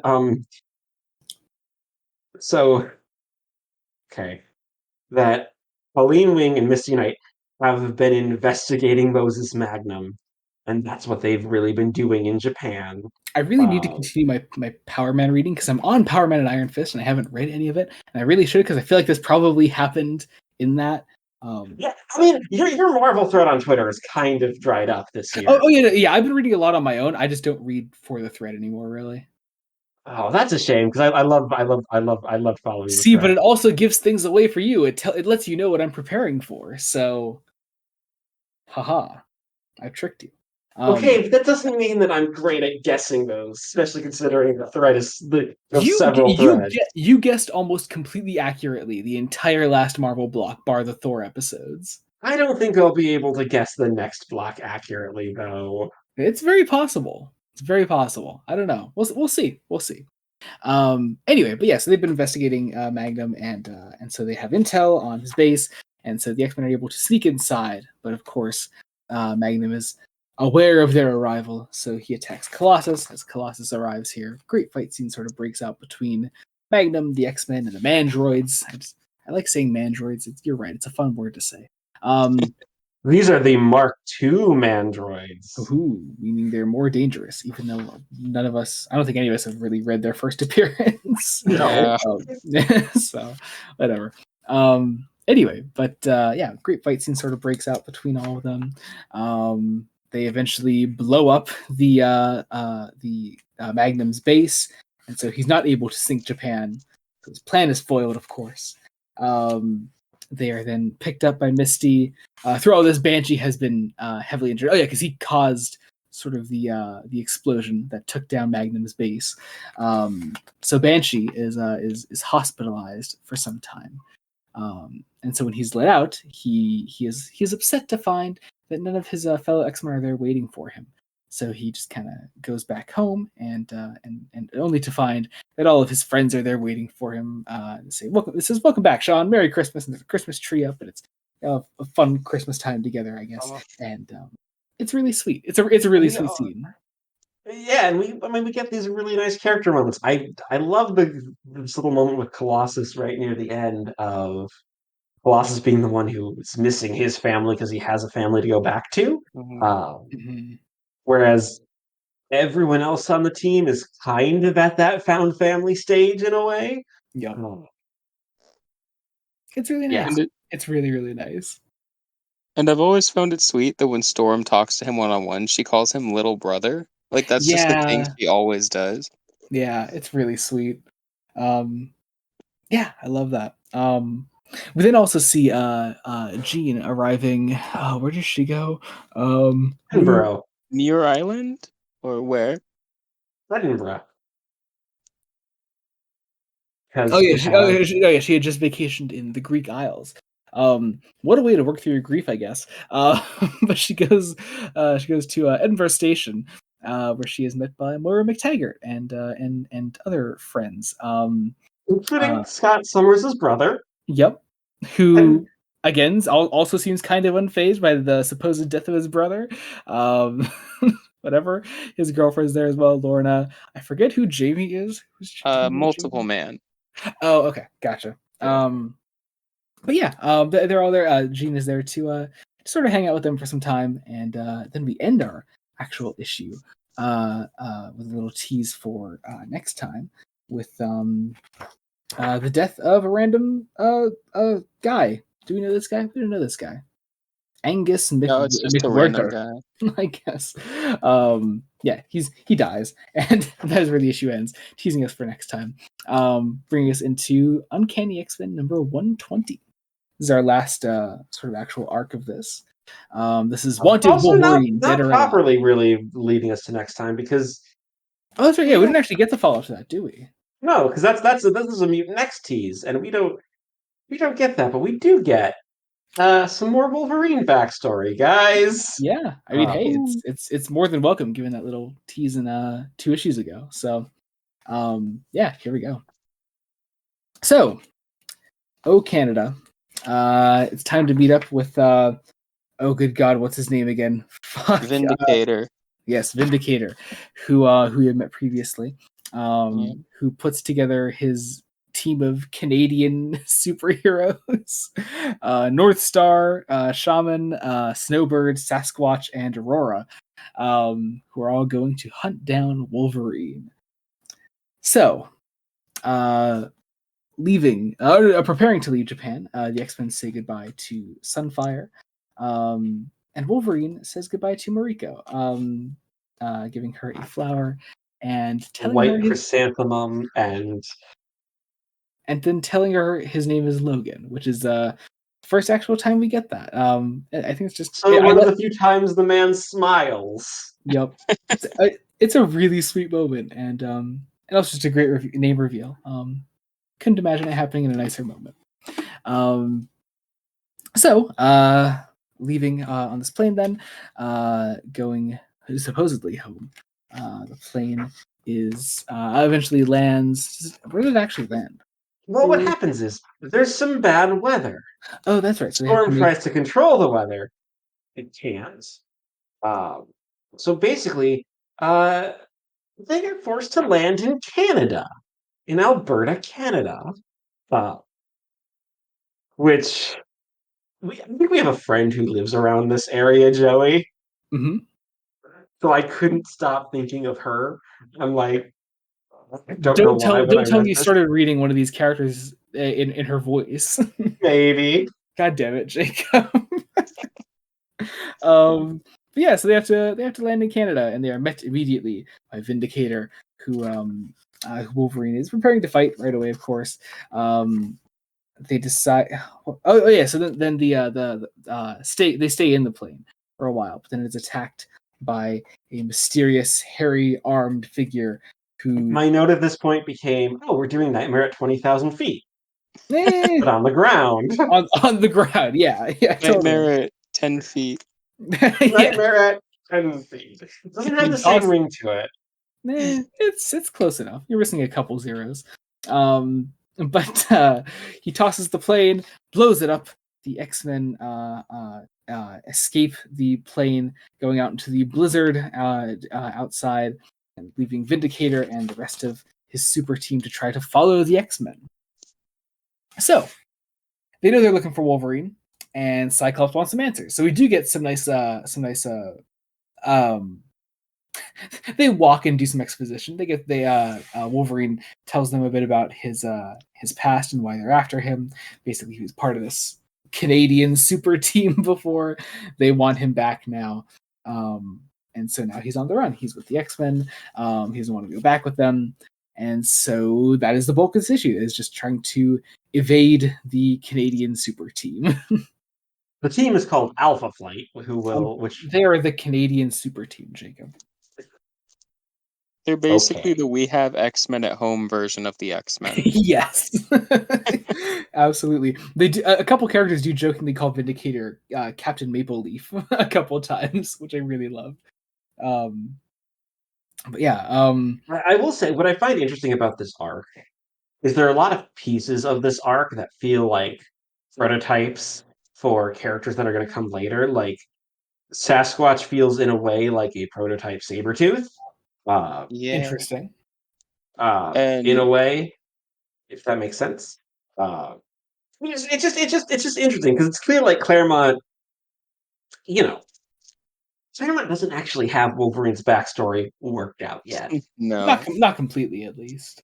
Like, and that's sort of just typical of writing a long form serialized narrative that you get a piece of the puzzle and it's like, okay, cool. There's a piece. My audience will be satisfied for a while. Hopefully, Claremont usually satisfies the audience because he implements the pieces really quite well.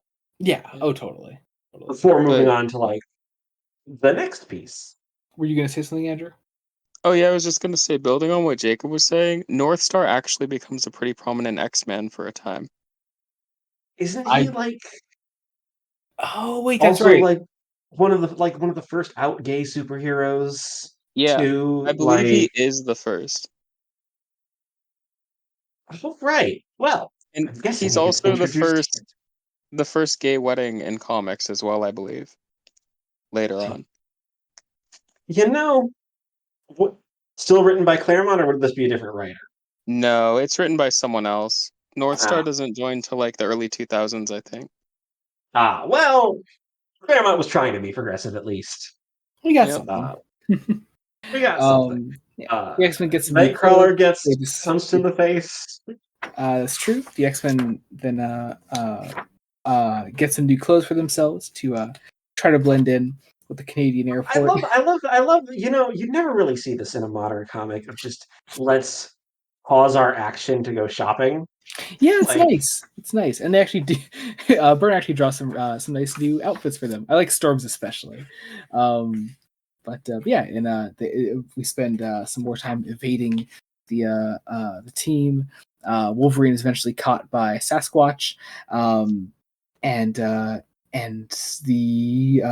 X-Men can't find Wolverine, and that's the end of the issue, I guess. well, Scott's vowing to find Wolverine if it's like if even if they have to do it over Alpha Flight's dead bodies. Yes, bringing us Yeah. into our final issue for today, the Uncanny X-Men number 121. So let's finish this out. This is a shootout at the Stampede. The X-Men are on the hunt for Wolverine. Vindicator is waiting for. Actually, we do this. We do that same thing from a couple issues ago, where we open. Some time has passed, and then we catch us up with what has happened in the meantime. As Nightcrawler is also captured by Alpha Flight, as well as Wolverine. They're being held, awaiting the X-Men's arrival, where the rest of Alpha Flight is awaiting them as well. And then fight at an ice rink, basically, because Canada. I mean, hey, you use the aesthetic while you have it. But yeah, then a fight breaks out between Alpha Flight and the X-Men. Wolverine and Nightcrawler are able to join the fight as well, of course. Which actually makes me wonder, how did Alpha Flight actually capture Nightcrawler? Like, other than knocking him out, I guess they knocked him out, but like once they had him bound up and like tied next to Wolverine, like how were they actually keeping him there? Well, you know what I think happened, right? I think Chris Claremont needed someone else captured. I mean, hey, he accomplished that then I guess. And then forgot that he should the one who has teleportation powers. Yeah. You know what? There's a panel I am haunted by in this fight. It's when Storm is fighting what is it, Snowbird, and Snowbird's about to turn into the owl, and there's this panel between her transforming and the owl actually being there. I don't know. I get it's meant to be like the panel where she's like transforming into the owl, but I it looks really weird, almost anime like, and I don't get it. I don't get what it's like. Is anyone else weirded out by this panel, or is that just me? I feel like that might I've always been weirded out by it. It's a weird ass panel. Here's the thing. I would say it. This issue, I don't want to say it's a weak ending, but it's a weaker ending. Like, it's not. I think great. I mean, it's mostly just a fight scene, but I do really like the ending of it. Yes, and I think some of it obviously isn't Claremont's fault. I think it's more the fault of it's the thing that comes up basically whenever we do any comic that isn't written to be arcs and written for the trades. That when you're collecting these in trade format, there aren't really like convenient places to end those story arcs, because most of the time you gotta find your best place. You just kind of keep and so this is a good stopping point, and it collects a decent amount of issues. But yeah, I mean it's not a quote unquote conclusion. It's just the end of a smaller arc, and we still do not resolve the whole Xavier and Jean think that all the X-Men are dead, and vice versa. And I mean, some of it is also the way these Marvel Masterworks started releasing in the 80s. So you get the sense that they're like, we have to be pretty regimented on page count and what we can actually include. Because, at least when that initial mapping happened. And I know we discussed this last time, that even some of the reprints of the Masterworks start to play around with that a little bit. At least in Spider-Man, and I'm sure they probably do with the X-Men. And that's kind of it's just kind of a weird aspect of publishing this sort of thing. But as said, most of this is just a fight scene. It does eventually culminate in Alpha Flight giving Wolverine an ultimatum and saying, "Hey, you can either come with us, or basically you can come with us, and we're going to leave the rest of the X-Men go, or we can just keep fighting, and it's not going to end well." So Wolverine says, "All right, I'll go with you, whatever." And so they lock him up inside this van, which they specifically say he cannot break out of. And then, literally a page later, as the X-Men leave, Wolverine has broken out of the van and is waiting in the plane with them already. And they all leave and they go home together, or are planning to go home at least.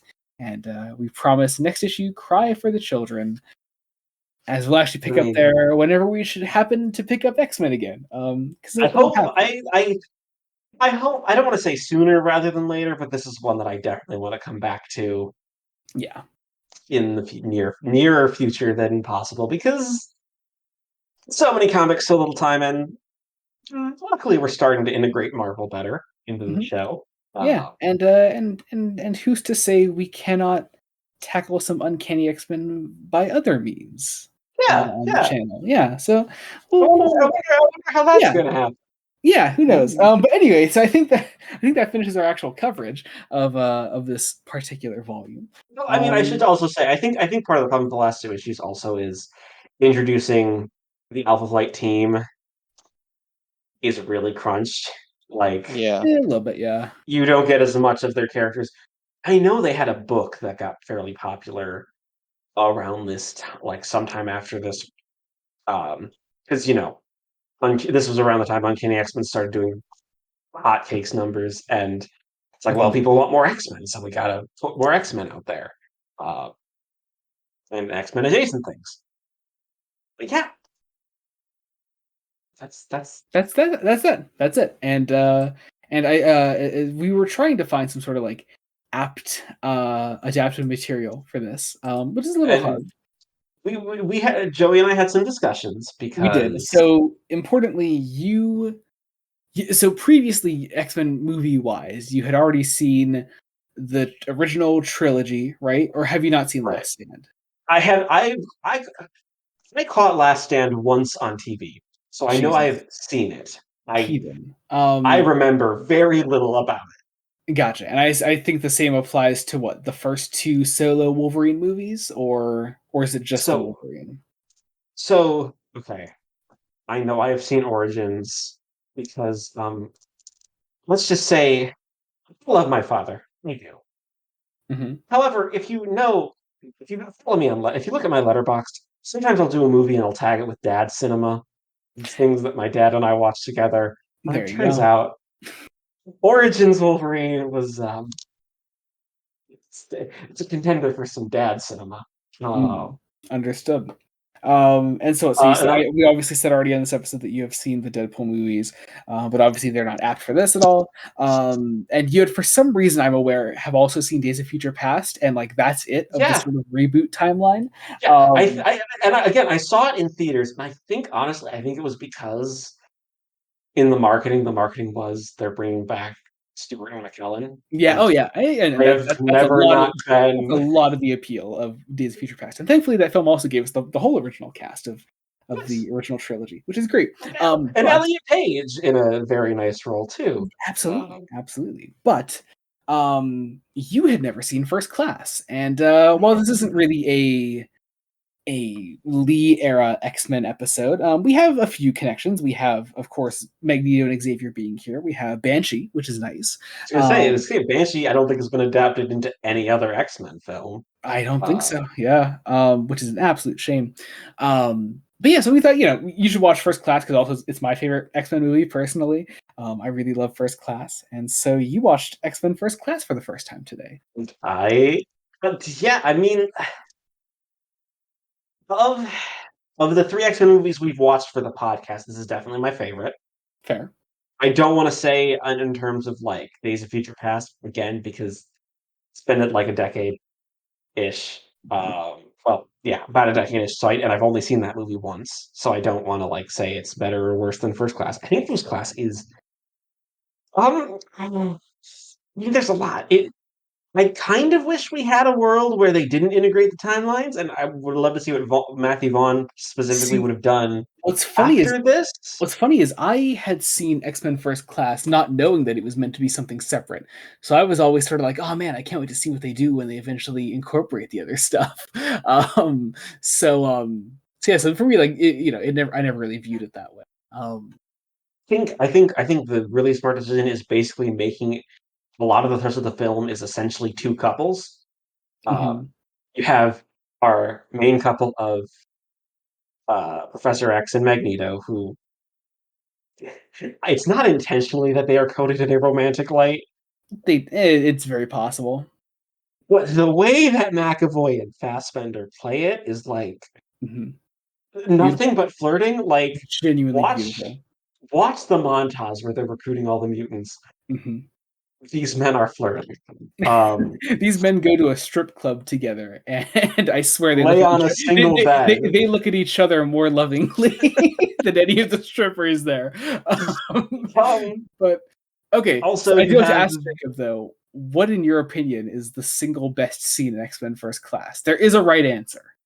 I mean, it's Fassbender in the bar. Thank you. That It's is the correct Fassbender in answer. That, like that is the correct answer. And dude, the um, fucking score in that scene. Oh my god, beautiful, absolutely beautiful. Um, yeah, I mean Kevin Bacon's also great, but you have the second couple of Nicholas Holt and Jennifer Lawrence, they're really great which together. doesn't work quite as well. I see that's fair, but I do really love Nicholas Holt as a Hank. Yes. I think he's I fantastic. mean, I think it's because there isn't quite as much chemistry. There isn't quite as much chemistry between Lawrence and Holt. Like individually, they are fantastic, Mhm. but I think you put them honestly, together. there's surprisingly more chemistry I think between McAvoy and Lawrence. Not as a Oh, couple necessarily, but as no, but just like as a just brother as sister actors. thing, That yeah, I really feel that. like it's great. Um, I'm so annoyed. We do Moira McTaggart, but then we kind of forget about her for a lot of the film. yeah, And she's also not Scottish for some reason. she's So not Scottish. But I also love the use of the Cuban Missile Crisis. yeah, that is Kevin great. That is Kevin great. fucking Bacon Kevin is fucking Bacon, dude. And how great, spoilers if you haven't seen X-Men First Class, how fucking great is his death scene? it is Haunting it shit. Haunting is great. shit. Oh my god. Uh, McAvoy in that scene, dude. Oh my god. Fucking it is such a great film. Sorry, Andrew. Any strong opinions on X-Men First Class? I haven't seen it in over a decade other than clips here and there. I remember not loving it, but I'd be willing to give it a second chance. You totally Honestly, should, give it dude. a second chance. It is Uh, such a great film. Yeah, I'm a huge fan of it. Also, Zoe Kravitz plays a version of Angel in it, which is interesting. But yeah. yeah, Um, there's almost too many characters in it.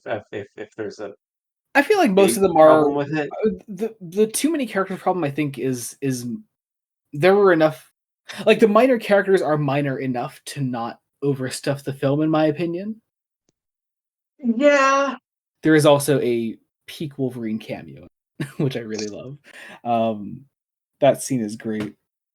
Um, Also, I really love um, the death of Magneto's mother. The way Bacon, especially in that scene, I really love the way he plays the whole literal, Nazi experimenting on a Jewish child scene just Yeah. really well. Fucking beautiful.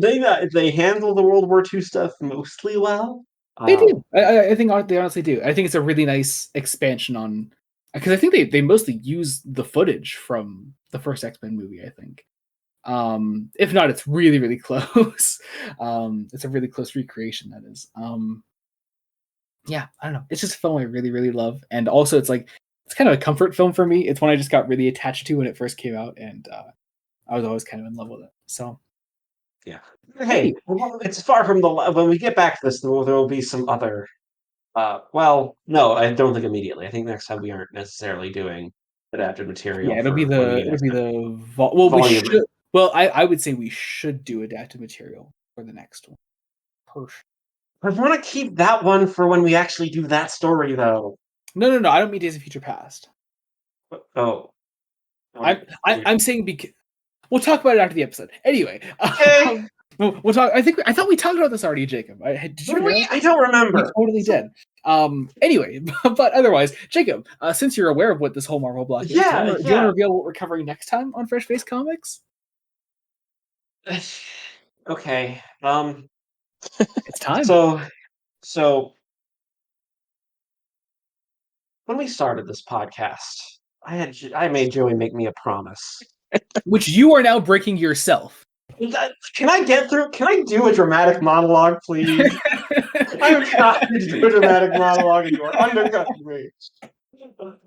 I had Joey make me a promise that we would only do one Frank Miller book a year, or one Frank Miller block a year, because of Miller as an author, being an author I do not vibe. I don't want to say I don't entirely vibe with, because if you look at the scores of some of the books that Miller's we've honestly covered more good Miller than we have bad. we have, but we But are and also slowly running out if of you're good saying, Miller. if we're rewording that promise to block, could I hypothetically make a 5-episode Frank Miller block? No, no, I'll no, because start I know Batman what and you're going to Robin. do. But I wanted more Marvel sooner rather than later, because we were having fun. And I It let does you mean decide. next time we are both ending and not ending Frank Miller's run on Daredevil. We're finishing the Ending main. That's the main ending run. the main run that's advertised with Klaus Janson. There's Yeah. technically There's one. there's more. There's technically more. There are 2 more Frank Miller Daredevil stories. Yes, But with of the main run, this is it. It'll be we volume are 3. finishing. So we are technically finishing our first Marvel run with Volume 3 of Daredevil by Frank Miller and Klaus Janson. Yay! This also includes an entire graphic novel in it. I am actually very excited for this, because I really loved the Daredevil stuff we did last time. Yeah, it's really good shit, and I'm excited to see what you think of the end of the run, because it was very much a as far as I understood the sort of making of it, it was very much it wasn't a Miller was kind of run into the ground. Miller like knew what he wanted to do with the rest of the run, and then wanted to pass it off, despite how successful it Yes. was. So that's good, at least, you know. Which, you know what? And then of course he was brought back by popular demand eventually, and then somehow he actually made it better by writing more, which is crazy. Here's the thing: from a creative standpoint, that's a very good skill. However, it's a skill I think Miller has lost. Very much so, very much so. And thankfully, Marvel will not give him more work. So, Same can't be said for DC. yeah. So whatever. Anyway, but yeah, that's coming next time, and we actually remembered to do it before promotions this time. So now we're going to Yes. promote shit. I think actually, Andrew, I don't know if you do promote anything anymore. I'm not sure if there is anything. If there is, No, not at the moment. Mm-mm. just keep being awesome then. All right, thanks. I always love having you on the podcast. It's always great. That was a good time. Yes.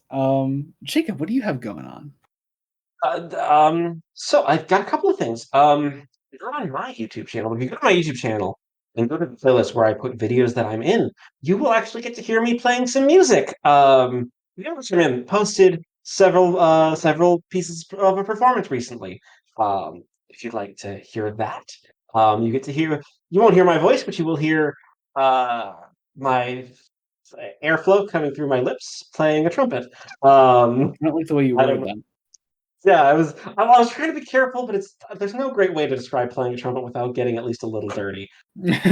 Um, I also have my blog, where I've been reviewing a lot of sci-fi, a lot of sci-fi fantasy books. Though those might slow down. The book reviews might slow down a little bit. I haven't even more than they have already.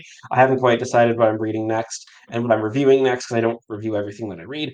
And I also have been reviewing Star Trek for the first time. I've never seen Star Trek. Joey's also never seen Star Trek, and we are sort of reviewing it in parallel. Me in text, Joey in video form. And at the point of this episode coming out, will have been done. Mud's Bud's Passion. passion, yeah, Bud's passion. which could be great, could be terrible. It's I'm- actually pretty good. Spoilers. It's pretty. I was good. gonna say I'm leaning towards terrible because it's a Harry Mudd episode. It's good. It's good, man. But I will trust you. Yeah, that's what I've got going on. Yeah. Otherwise, other things on the channel.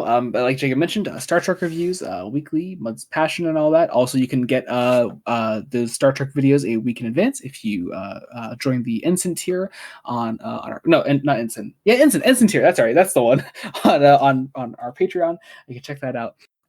Also, we've released a ton of videos recently on the channel, mostly one shots. So many one shots. Mostly one shots because me and Jacob do this thing called Fresh Face One Shots. It's a spin-off of this main podcast where we review current issues coming out currently. We cover Superman by Joshua Williamson, Wonder Woman by Tom King, Batman the Brave and the Bold by various writers. We're also covering the current summer DC event, Absolute Power, and we just started recently at the time of this coming out, the Robin Lives mini-series, the sort of alternate future of what might have happened had Jason Todd lived. So check all that out. We also recently covered the DC 2024 Pride anthology. We're late on it. It didn't come out in June. We're sorry about that. Happy Pride, Pride 2, as we say in the video.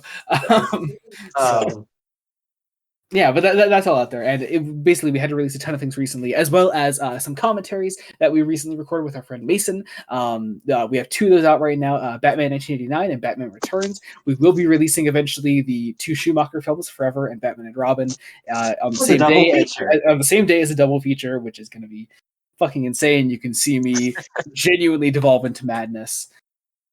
I don't know. John Glover. You do a lot, actually. So that'll be all there. Also, other things on the channel. Me and my brother have RTBD. It's our Star Wars show. We will have, as long as I'm a decent editor, which is debatable.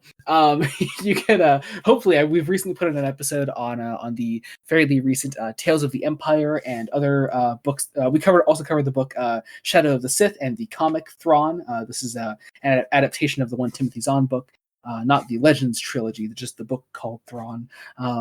So that you can check all that out. Hopefully that's out there. Also, Breaking Brian is a series that is out there somewhere in the space-time continuum that will finish someday. When Brian gets his act together. That could be a very long time from now. So otherwise, I think that's actually it. We have so much going on right now. Once again, wherever you're listening to us, you could leave a rating, subscribe, Spotify, Apple Podcasts, Google Podcasts, whatever. You can check all that out there, as well as subscribe to Blood Edit Studios, where we release most of these things in video form. Also, our link trees will be in the description below, me and Jacob's. And I guess since I don't really have anything to promote for Andrew, I just want to thank Andrew once again for coming onto the podcast, because it means a lot. And I know I've expressed it a fair few times. It's always a good time. Yeah, I know I've expressed it many a time, and it's especially relevant with these Marvel blocks because it's easily where we've had the most guests on. We'll be continuing to have the most guests on. We have more coming. Yeah, guys. Yeah, definitely. But as I always express with these guest episodes, I love sharing what we do with even more people, and it's always just a really great time to talk about these things, whether they read them before, whether it's new for them, whatever. I always love it. So. All right, I think that does it. So thank you all so much for listening. Until next time, this has been Joey Morgan, Jacob Licklider, and Andrew. Goodbye. Goodbye.